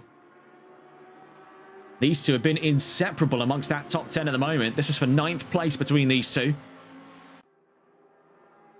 And these represent two of our closest fights of the grid right now, is for 9th and 4th. Off the exit of turn 2, great exit by the Ford, but the Lamborghini's got the inside into the cuttings. So who yields first being the real question. Late onto the brakes there to try and hold his ground, but now forced back in behind the Lamborghini goes Antonio Angeletta in towards Quarry. Looking at a possible round the outside, but he needs to back out of that one quick, just of how quickly that narrows up, and a big contact there with the wall for Wright. The 540 in trouble, but does regain his footing there. It's not a be-all and end-all, but it's not a great turn for things for Wright, but he has done quite well to hold himself from ping-ponging off those walls, which we have seen happen in the past, and it is brutal when it does.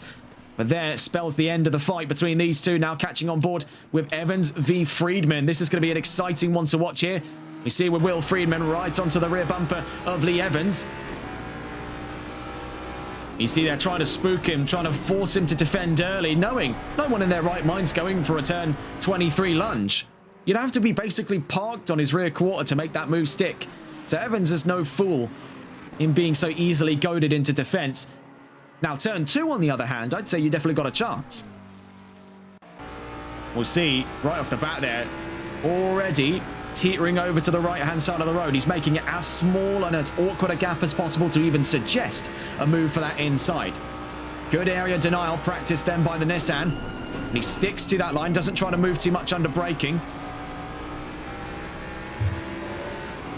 And Friedman so far has been staved off of a chance to be on the second row by this one in front of him, the 444 of Lee Evans. See in the pit lane, Nico Prince and Amador Dominguez. We are halfway through, not over yet. Looking to go and catch on board with the Nissan here of Evans, who has had a formidable defensive 4th. As we make our way up towards McPhillamy Park.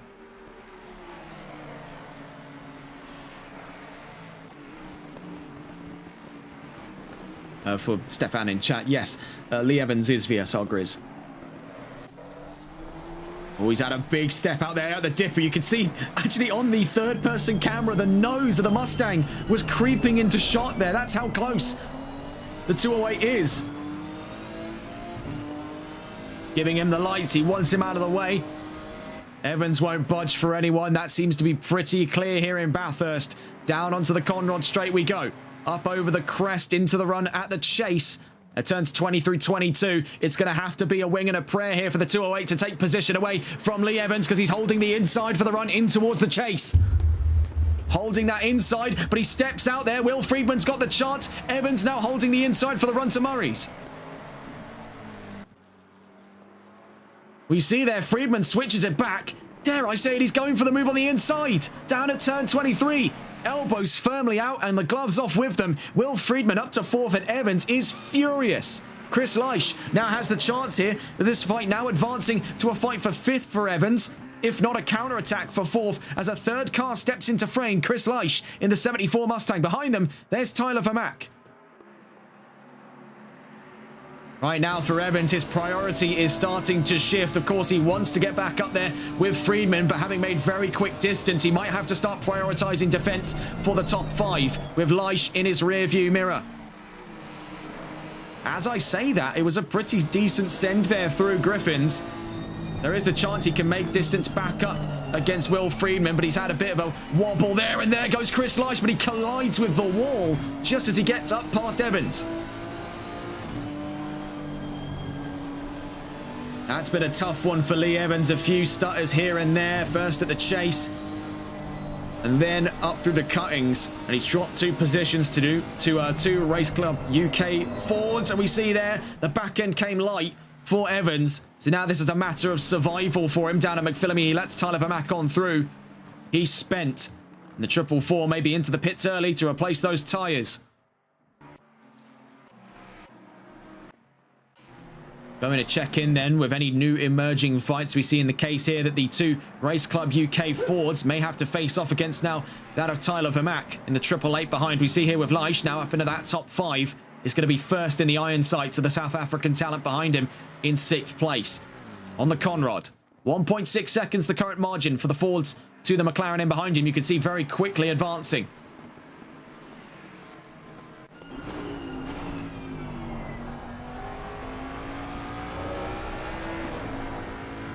You see riding the curbs there, Leish has a little bit of a wobble out through the chase, and that's enough to drop 2 tenths between himself and Vermack down through to turn 23. So having a glance at it here as we get up towards the end of the second stint of racing. Matthias Claes leads for Simplay Motorsports. Chris Clements in second with Lars Rammensperger in third. Will Friedman in fourth and Chris Leish in fifth. We see Tyler Vermack behind them in 6th with Lee Evans now down to 7th. Kieran Rodd up to 8th from the back of the field. And Antonio Angeletta in 9th. Right round out the top 10 for Team ARL with McNally in 11th. Davies in 12th. Lamming in 13th. Butler in 14th. Ampuero 15th. Bacala in 16th. McMillan in 17th. Godden in 18th. Winspear in 19th. Dominguez in 20th. And Prince in 21st. Multiple DNFs in this race. Looking in here with Chris Leish. Now fending off the last of the top 5s here. He's the checkpoint. The be-all and end-all to try and defend a multi-finish position here for Race Club UK. 2nd, 3rd, 4th and 5th. They'll be trying to gun for a 1, 2, 3, 4, but they've got to try and get past that of Claes with Simplay Motorsports. They've got to try and catch him on strategy. We see here a bit of a wobble here and there for Chris Leish on his way downhill. We see now descending upon him in this upcoming fight for 5th is Tyler Vermack going for it on the inside, very nearly off the exit of the Forest's elbow. Now out through turn 19, that McLaren is descended upon him there. And in his side draft, it's going to stay right along with Chris Leish in his number 74 Ford up over the crest here on the Conrad Straight. 1.9 kilometers between ourselves at turn 19 and the run of things at turn 20, which we see coming up here side by side between Leish and Vermack. In towards the chase we go. Vermack later onto the brakes. Leish, as it would seem then, beat under the brakes by the McLaren. Now going up into 5th.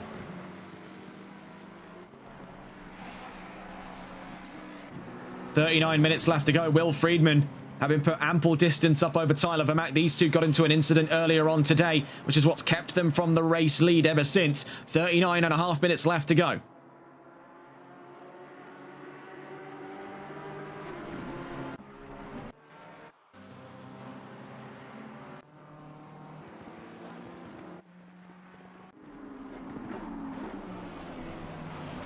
Having a look around the field then to see where the nearest fights might be coming from. Right now, the chances for a counter-attack by Leish is relatively low, given the fact that he's had quite a few wobbles there on that Ford. And by the looks of things, trying to drag the tyres out into the next stint here, 8 minutes before his expected pit stop. Friedman now 4.4 seconds in range for Tyler Vermack. Scorned by that incident at turns 18 and 19. He's not going to forget that one in a hurry. Up through to Solman and McPhillamy. Down at turns 9 and 10. Through to Skyline then at turns 11 and 12. And a fun fact about the Mount Panorama circuit is when they're not using it for racing, you can actually drive around this circuit. It's a publicly accessible road, which makes this a street circuit. Technically.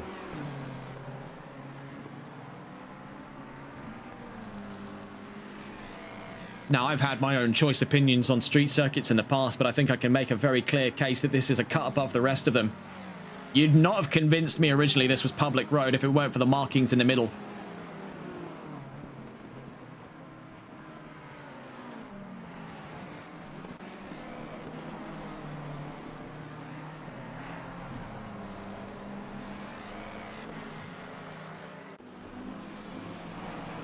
However, if you do ever plan on going to the town of Bathurst and want to drive on the Mount Panorama circuit when it's not race day or not race time, and you want to use it as a public road, don't be expecting to get up to any kind of top-end speed here because you'll be limited to 37 miles an hour. And they are very strict about that. They have the police, the Bathurst police, that patrol the area.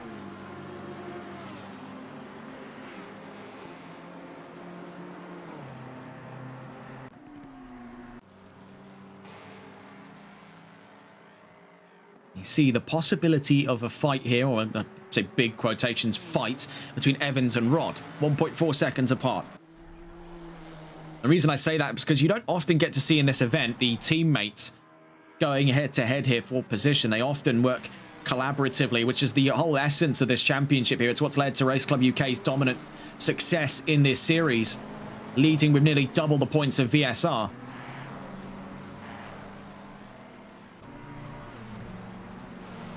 See for Lai, she has been able to stay with Vermack for a decent amount of time here, but down through to McPhillamy. There is traffic in front. Brett Winspear, as it would happen there, with Simplay BMW.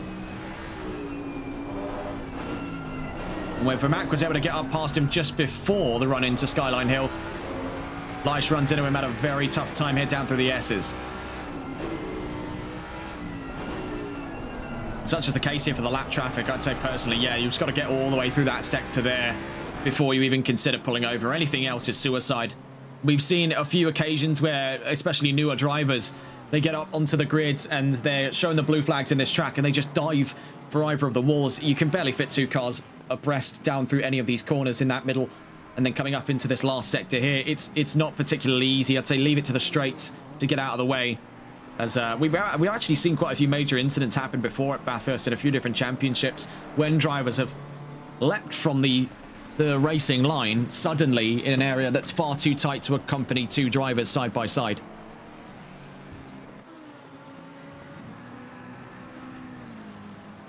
Clements now into the pit lane, so recent developments there from the top five. Chris Clements into the pits, was previously second before he came in. No word then from Matthias Claes, as it would appear going for a much more stereotypical strategy today, then give it up probably about 5 minutes before he's back into the pit lane if he's going for a dead-on 30-30-30. Ramensberger stays out, moves up to second. Friedman goes up into third. And it makes you wonder how much assistance is he going to be getting here from Ramensberger. Of course, Race Club UK nominated him as their double point scorer. So they're probably going to try and do everything in their power to get him as high up through the order as they can. Vermack moves up to fourth, Leish to fifth. Evans to sixth, Rod to seventh, and so on and so forth. McNally into the pit lane with damage, as it would appear in the number 4 Nissan.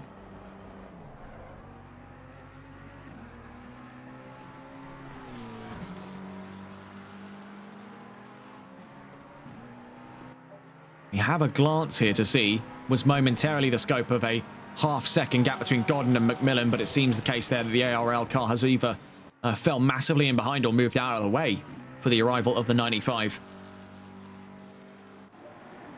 We see here for Ramensberger and Friedman, these two very close to one another. Would there be the likelihood of a swap for position? Well, it doesn't seem to be the case that Ramensberger is going to fight Friedman as they go side by side, now transferring very close to one another. So that's tactical from Race Club UK. They want to put their best forward on this one. Ramensberger playing the team game, letting Friedman out in front. We'll see, though, what changes for them as they pass by the pit lane. So they're not coming in. Neither is Claes. We'll see for Vermack. Neither the case there for him. But Leish, he did float the idea and now is in. So Chris Leish into the pit lane in the number 74. The 444 staying out. Same story for the 61. I must comment there on what a performance it's been for Kieran Rodd. Started from the back, 24th on this grid, now 7th. And that'll be 6th as he crosses the line here with 33 minutes left to go. I'd say if there's any more antics up in front, there's high chance he could see a top 5 by the end of this race. It's a bit of a stretch here, but I wouldn't rule it out. Given just how quickly a situation can devolve here in Bathurst, I would definitely put it on the cards that something could go wrong up in the rows ahead.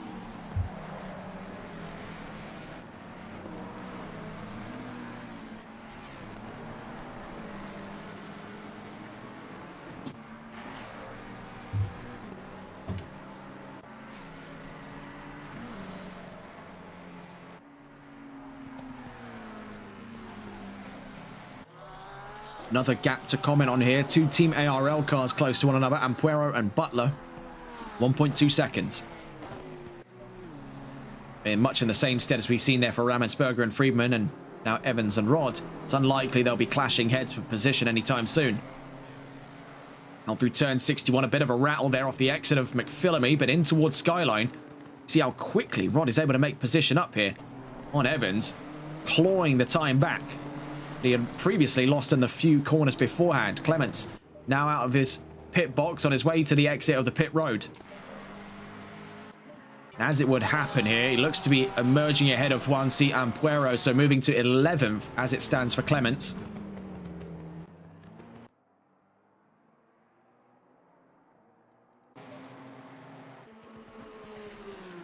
.9 of a second here as Evans starts to navigate traffic out in front of him. One of the Simplay BMWs he's come up upon there. I believe that's Brett Winspear in the number 600. Yes, it is. Down through the chase, right onto the front bumper there of the 61. Ushered out of the way just off the exit of turn 22. Ramensberger now into the pit lane. So Vermack's going to shift up to the podium. And he's got clear line of sight there on Will Friedman. That's a frightening thing to see for either party. Meeting again after their fated incident down at turn 18 and 19.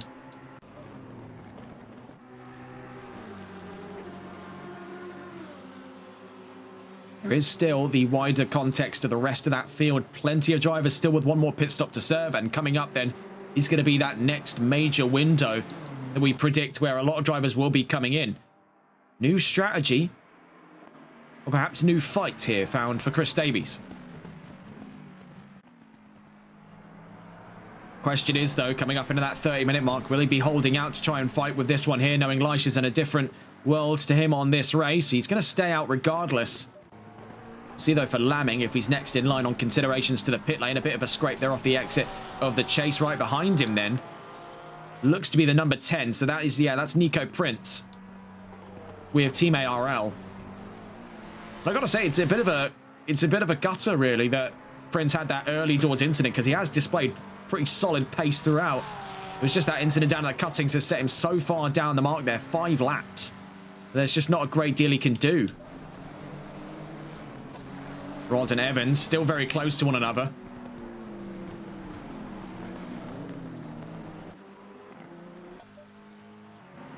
Davies still staying with not Ramensberger, sorry, Leish. As Ramensberger's off by his lonesome. Matthias Claes stays out. What's the call here for Will Friedman? 29.5 minutes left to go. He certainly thought about it for a second there. He did edge over towards the left-hand side of the road. Vermack, though, is going into the pits, attempting an undercut strategy on Friedman.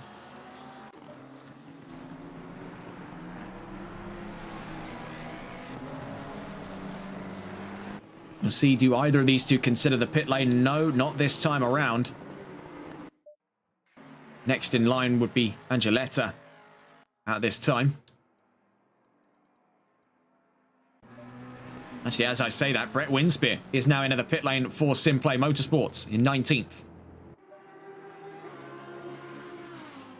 We see there, now being allowed on through by Evans, is Kieran Rodd.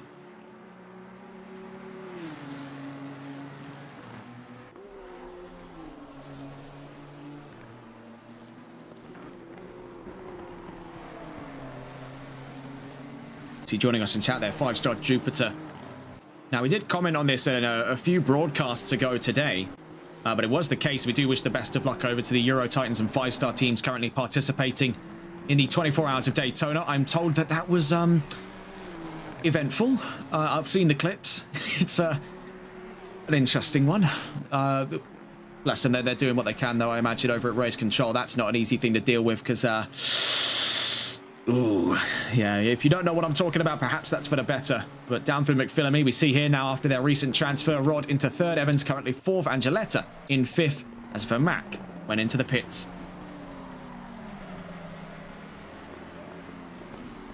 With all due respect here, Davies has done very well to hold on to Leish. Despite a difference in strategy, that would have been new tyres as well for Chris Leish. So Davies holding on. He's really put experience to the test here. Of course, two-time VSR champion. And was nominated originally as one of their double point scorers, and now that's been turned over to Kieran Rod. You can see that there was certainly a gamble, but they're about to hit the jackpot, as it would appear, with Rod currently third. Now, there's still the high chance you'll see a top 5 by the end of this race. He's going to have to hammer down in the next 27.5 minutes. Friedman is in, so this is likely what the strategy was the whole time, but it is worth commenting. That comes only a lap later than for Mack's run into the pit, so it is possibly reactionary. If not, then that it's just a very well lined up strategy, but we'll see how it plays out. Friedman's in at his stop. Vermack's on the exit of Forest's Elbow.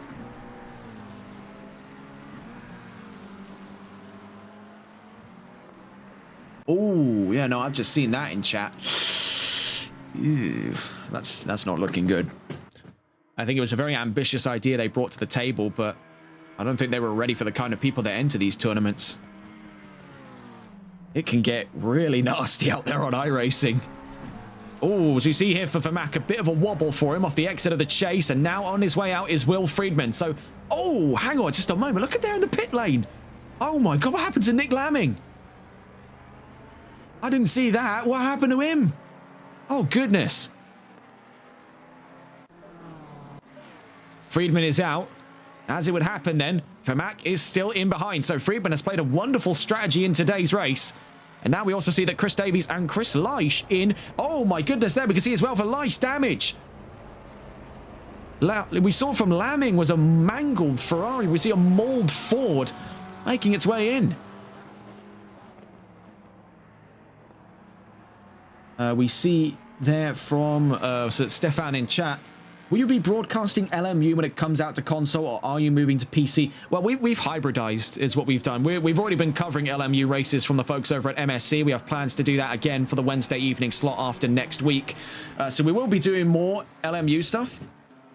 But when it comes to console, oh, absolutely. Yeah, don't even get it twisted. We will 100% be on that. We've been waiting for this one because we know there's a huge market wave coming up for LMU when it comes to console, because we know it will. And right now, ACC, I've had my mixed opinions of this game. I really have. And having obviously owed this game to the entirety of my career as a commentator, as well, it did technically start on EAF1, but really where we got our footing on TRTM was right here on ACC. We do owe that much to this game. But I think people are bored. They're bored with what they have. And this is the top level for console players. For those who don't want to fork out 4 figures on a PC, this is as high as it gets. It's either that or Gran Turismo, if you're over on PlayStation. But even then, they have ACC, so there's not much the excuse. This is, I would say, the top level for console sim racing esports. And it can go quite a long way. We've seen a lot of paid championships. We've even worked with paid championships over on the XCL Pro Series, which you can catch on our YouTube channel. That was great working with those guys as well, really getting to see the top level of what console esports is looking like here for sim racing. And I get the impression everyone who's at that top level, every league, every organizer, every team, every driver is waiting now for LMU, because that's what they want. They want what iRacing has without paying so much money to have it. They don't want to spend 4 figures on a PC. They don't want to have to upgrade their rig to be complacent to PC and get all of the firmware and software installed and do all of that fettling. They want to plug and play because they drive. They don't code. They don't program. They don't set up. They drive. They're drivers. They want to drive. So I, for one, cannot wait for LMU to come out, because to see more variety, to see more options, that's what's going to keep this side of the community very happy and fed. In the meantime, then, we see into the pit lane goes Matthias Claes in the number 442 Simplay McLaren. He's had a phenomenal race here in Bathurst.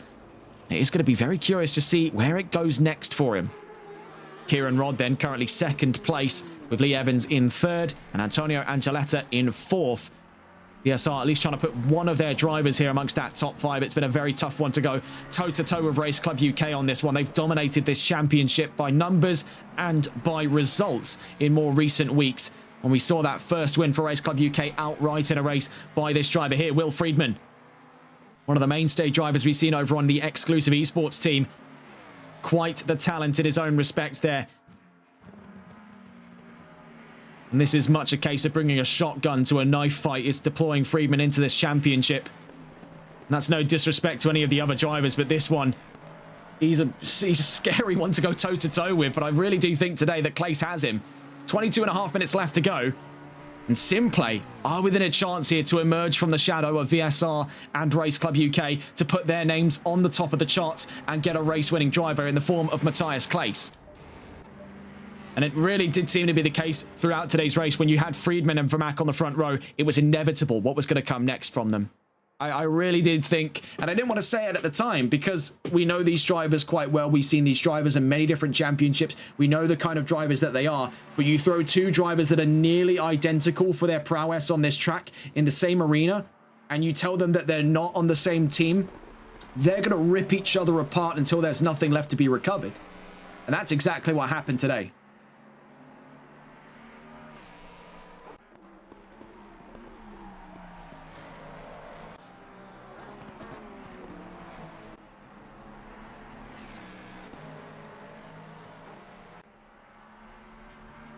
Up and around Quarry.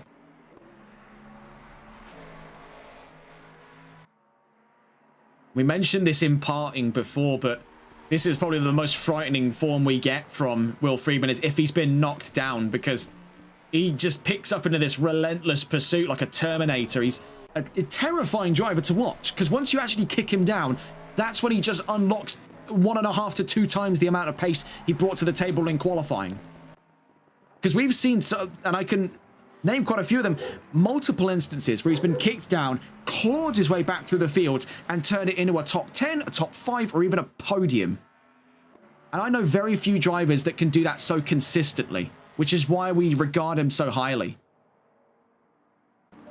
I will point this out here, the tacticianry from Matthias Claes. He's played the thinking man's game, and with Rodd and Evans now in the pit lane, he's back up into the lead by 20 minutes left to go in this race.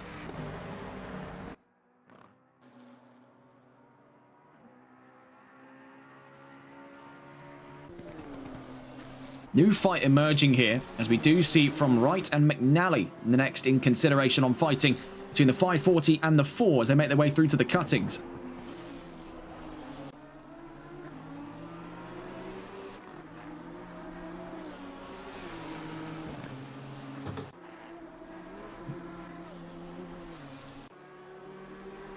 Do see a bit of a wobble though there for the number 4. We've seen somewhat of a bit of whiplash here from a lot of the VSR drivers that we are now seeing driving with Mercedes over on the VSR GT3 Championship. So such has been the case here for both Evans and for McNally. There has been a little bit of teething issues getting back into the car they spent the season beforehand with. So while no means is it awkward and no means are they, you know, finding their first steps all over again, it is just a noticeable case here when you consider how the Nissan is to set up and how the Mercedes is to set up. It is worlds apart. You're working with broadly different technology there, and the cars end up with broadly different results therein.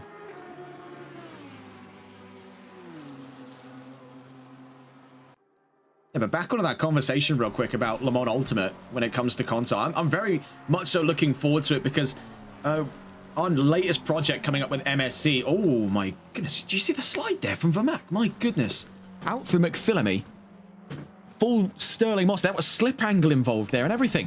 You see a bit of a knock there down at the dipper.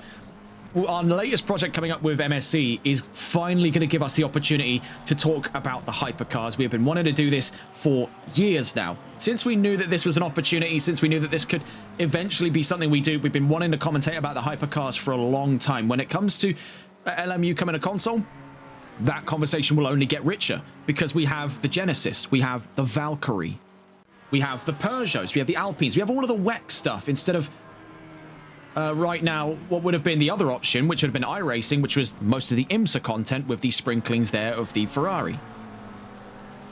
Now, you know, again, it's sort of a case where, oh, my steak's too juicy, my lobster's too buttery, but having the full roster of WEC hypercars, where the category itself was sort of birthed from, I'm very, very curious and very excited to be able to cover more of that in the near future.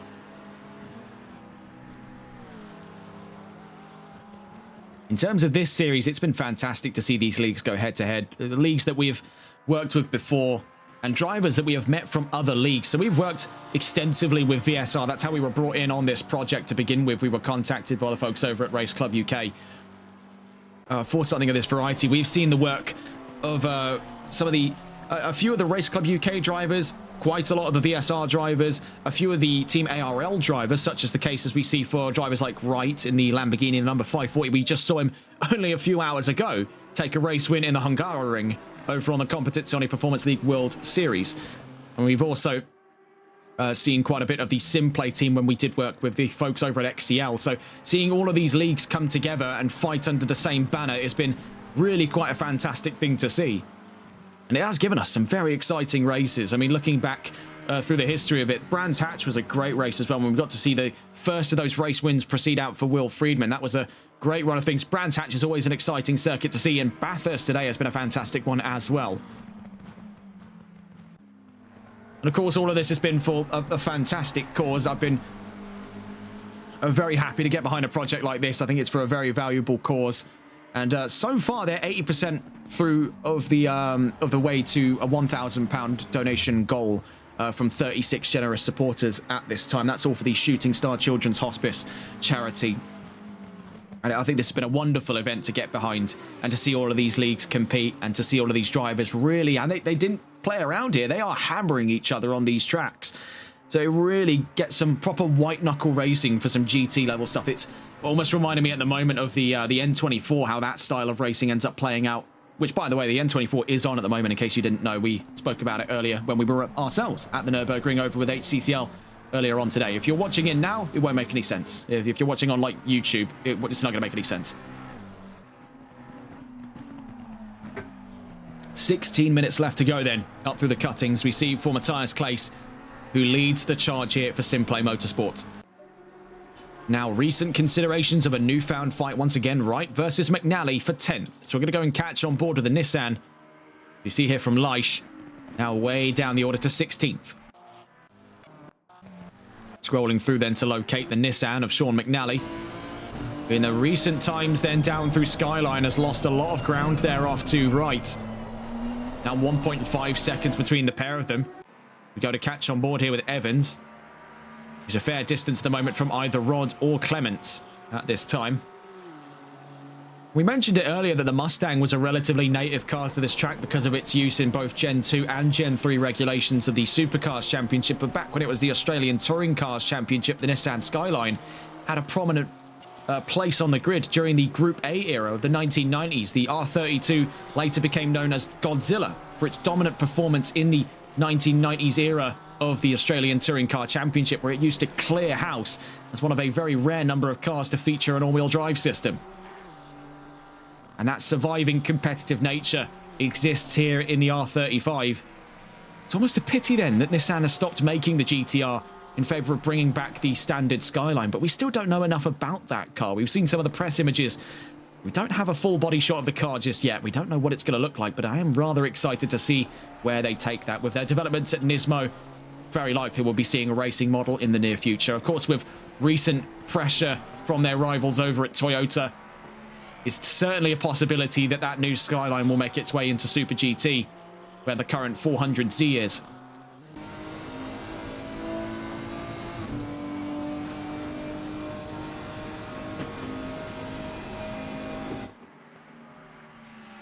$14 minutes then left to go in this race right now, and taking a look at the order once again, Matthias Claes leads over Will Friedman in second, with Lars Rammensperger in third, Tyler Vermack in fourth, and Kieran Rod into the top 5. So we saw the predictions there, and now it becomes manifest for him into that top 5. Started 24th on this grid. What a drive it's been for Rod.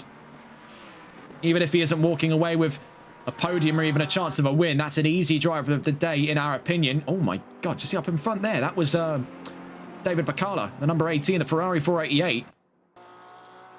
Well, yeah, we're doing his best impression of a lowrider there with the hydraulics on the back end, but caught a big chunk of grass there, and the back end just kept bouncing from him. He's done very well to keep that from spinning, because that would normally take most drivers to the wall.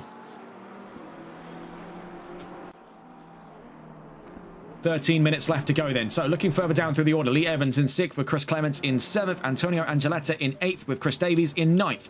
We see here Wright rounds out the top 10. McNally in 11th with Butler in 12th. And Puero 13th. McMillan in 14th. Godden in 15th. Leish in 16th. Bacala in 17th. Winspear in 18th. Lamming in 19th. And Prince rounds out the remaining 20 cars on this grid. Started with 25 cars, so 5 DNFs so far in this race. As we get closer and closer to the last 10 minutes of racing. Right now, I'd say we've got about the scope here of about 6 more laps before this round, and by proxy, the championship is out.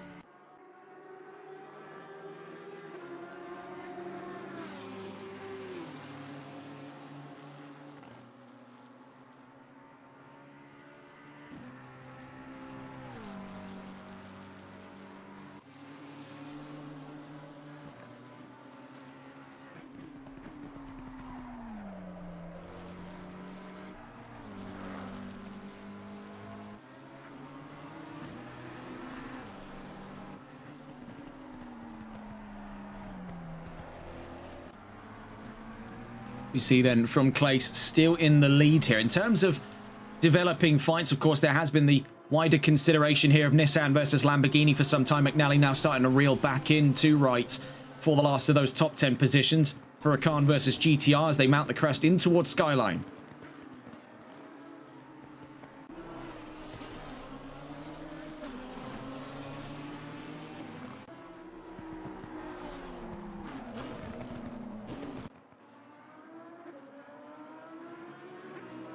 See there, that was near enough nothing against him in the wall. That was gliding the edge of the car along the wall there off the exit of the Forest's Elbow. We see at the moment from McNally, still in pursuit here of Wright. As it happens right now, about just a second there, as it would appear, between himself and the Lamborghini. Through to the chase we go. There is definitely the chances for these two to continue to fight to the checkered flag here in round 4.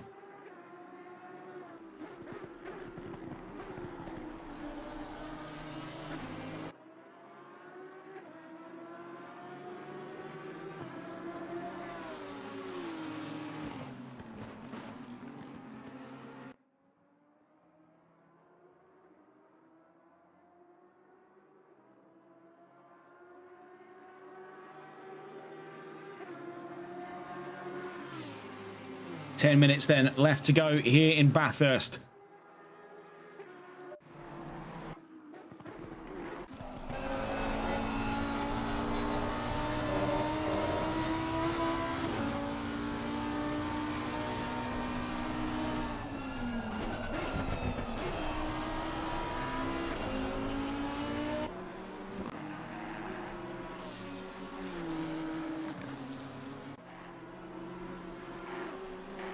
I'll leave you on board here with Wright and McNally's upcoming then fight for 10th place, and we'll be back to you in just a moment's time.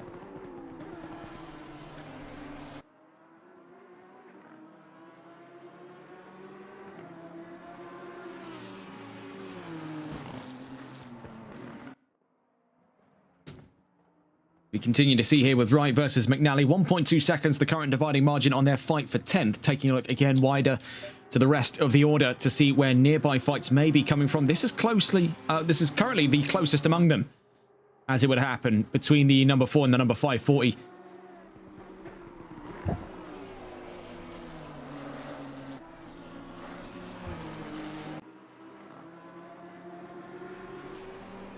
Eight minutes left to go then.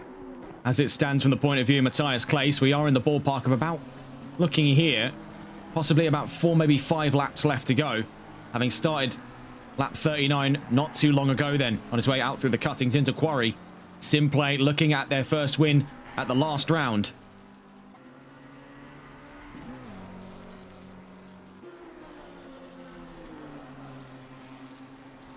Another developing gap then, as it happens here. 1.5 seconds between Vermaak and Rammensperger. With time dwindling down, there is still the chances for these fights to explode into side-by-side movement, but it is still up in the air, especially considering in the case of Vermaak v Rammensperger, that's come up now 3 tenths from 1.5 to 1.8. And we see in the case here of McNally and Wright that has quickly devolved after an incident down at turn 18 where he's had a bit of oversteer and has lost a lot of time. Now on his way down the Conrod. That has dropped from what was 1.2 to now 2.9, so absolutely nuked the gap between these two.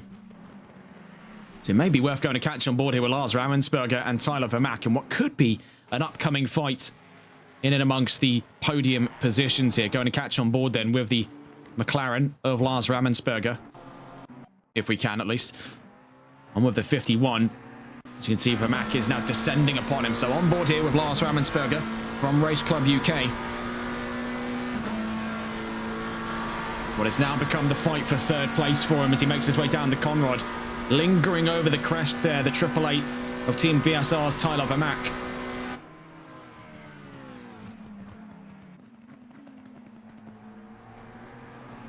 Six minutes left to go, but a bit of a wobble there for Vermaak down at the chase. He senses blood in the water, but he can't get too enthusiastic here, knowing that time is growing very, very short for him. 6 minutes left to go in this race. We could very well be in with only about 3, maybe even 2 laps left to go, as currently about a quarter of the way through his next one here on lap 40 has been the race lead of Matthias Claes for Simplay Motorsport.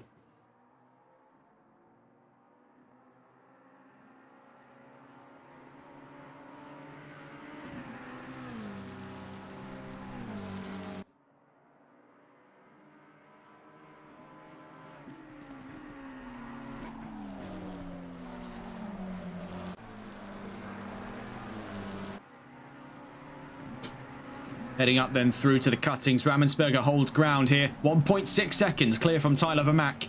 5 minutes left to go in this race. 4:42 as it would appear. It may have maybe, I want to say about 2, maybe 3 more laps before the end of this race.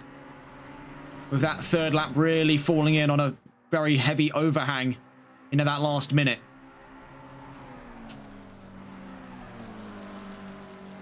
Rammensperger's done well here to hold ground from Vermaak. 1.2 seconds. This is his fastest section here. So this is something that he really is going to have to try and keep Vermaak at bay from. Because you can see how quickly he claws that time back in down through the S's. That's going to claw just underneath 1 second. He has that section of the track almost perfect. That's what brings him so close to him onto the run of the Conrod.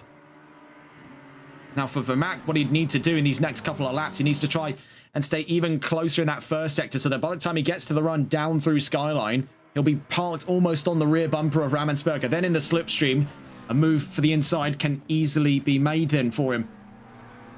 Thing is now, with the tyres acting the way that they are, it's definitely a case here where he has ragged those Pirellis way out of line. 888, we've seen a few stabs of oversteer there.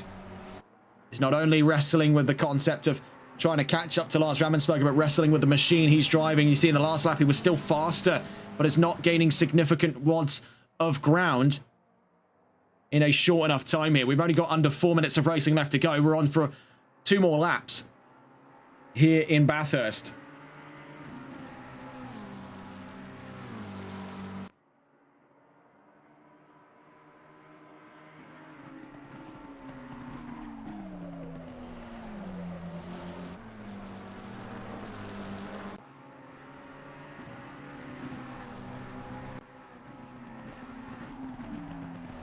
And taking a look once again out to the wider monitor here to see if there are any other fights going on at this time. So no, we're going to continue to laser in then on this fight for third for Ramensberger v Vermaak up through Quarry.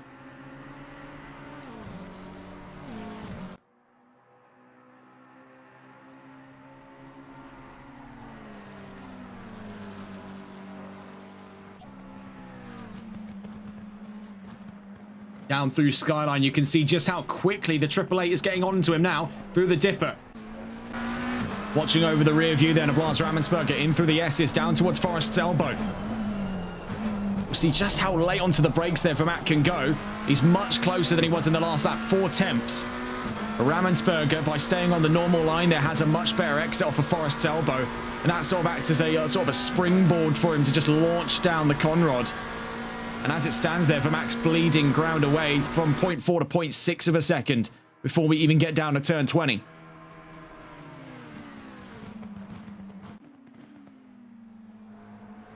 Triple Eight, a little bit of a slide there. We do just have word of a yellow flag. It's the number 100 in trouble, as it would happen down at, looking here, I think this is McPhillamy we're seeing from the number 100. So that is for Antonio Angeletta. No, it isn't. It's at Solman. It's a Reed Park into Solman, as it would appear there.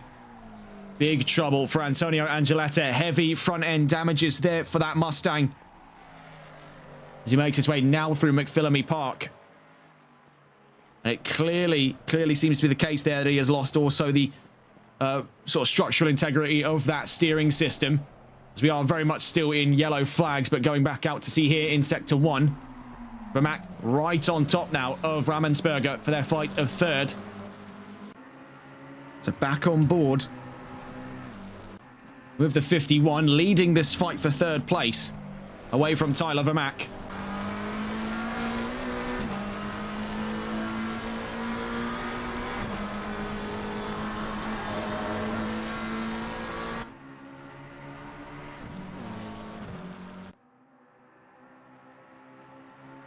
Up through to McPhillamy Park. We see on the run in towards Skyline. Look at how close the Triple Eight is now to the 51. He's forced onto the exit there on the emergency runoff in towards the Dipper. As we close in on what is going to be the final lap of racing not too long from now. The 442 is only a few corners away from starting. One more lap here, and these two are right on top of each other for the last of those podium positions in towards Forest. Now out through Forest Elbow, now into turn 19 onto the Conrod, much closer now than he was in the last couple of laps. This will be enough, I believe, to bring him back into the slipstream. You can start to see he's losing ground, so I think it's a case where Ramensberger is running a lower aero setup. The car's just got a little bit more in the top end, and it's holding him at arm's length. Number 100 up in front, still with troubles there, so it's a yellow flag for these two, rolling up into the chase. In front of them there, trouble from Angeletta. You can see stranded at the right-hand side of the road as they continue their fight into the last lap of racing here in Bathurst.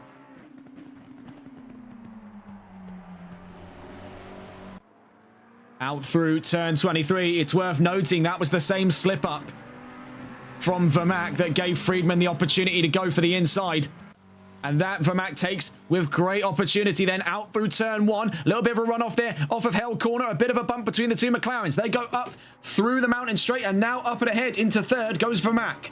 Ramensberger right on his rear bumper, looking for a possible counter-attack for the run to Griffins. But he's forced onto that outside line then. Vermaak holds the inside away from him at turn 2 at Griffin's Bend. Meanwhile, we still have word there. Yellow flag down in turn 23 for the number 100 of Antonio Angeletta with critical damages. Down through the cuttings then. A fantastic run of things so far between these two. And a great move by Vermaak off the exit of turn 1.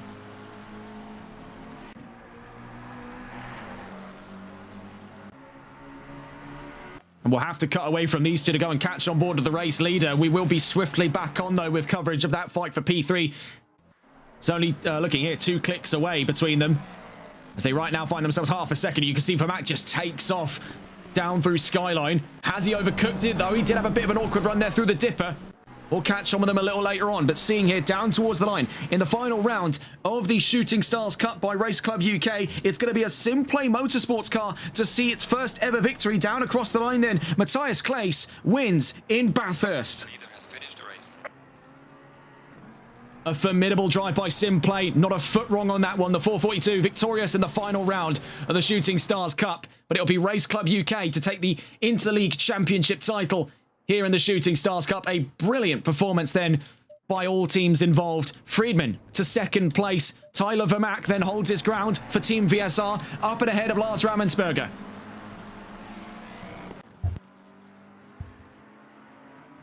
Down through to turn 23 then, Tyler Vermaak to see third place after an admirable fight there with Lars Rammensperger. Turns it around to a podium, a great result for Team VSR at the end of round 4. Kieran Rodd, easy driver of the day there. Very few considerations for any other likely candidates, but oh, very nearly. I'd had a heart attack there.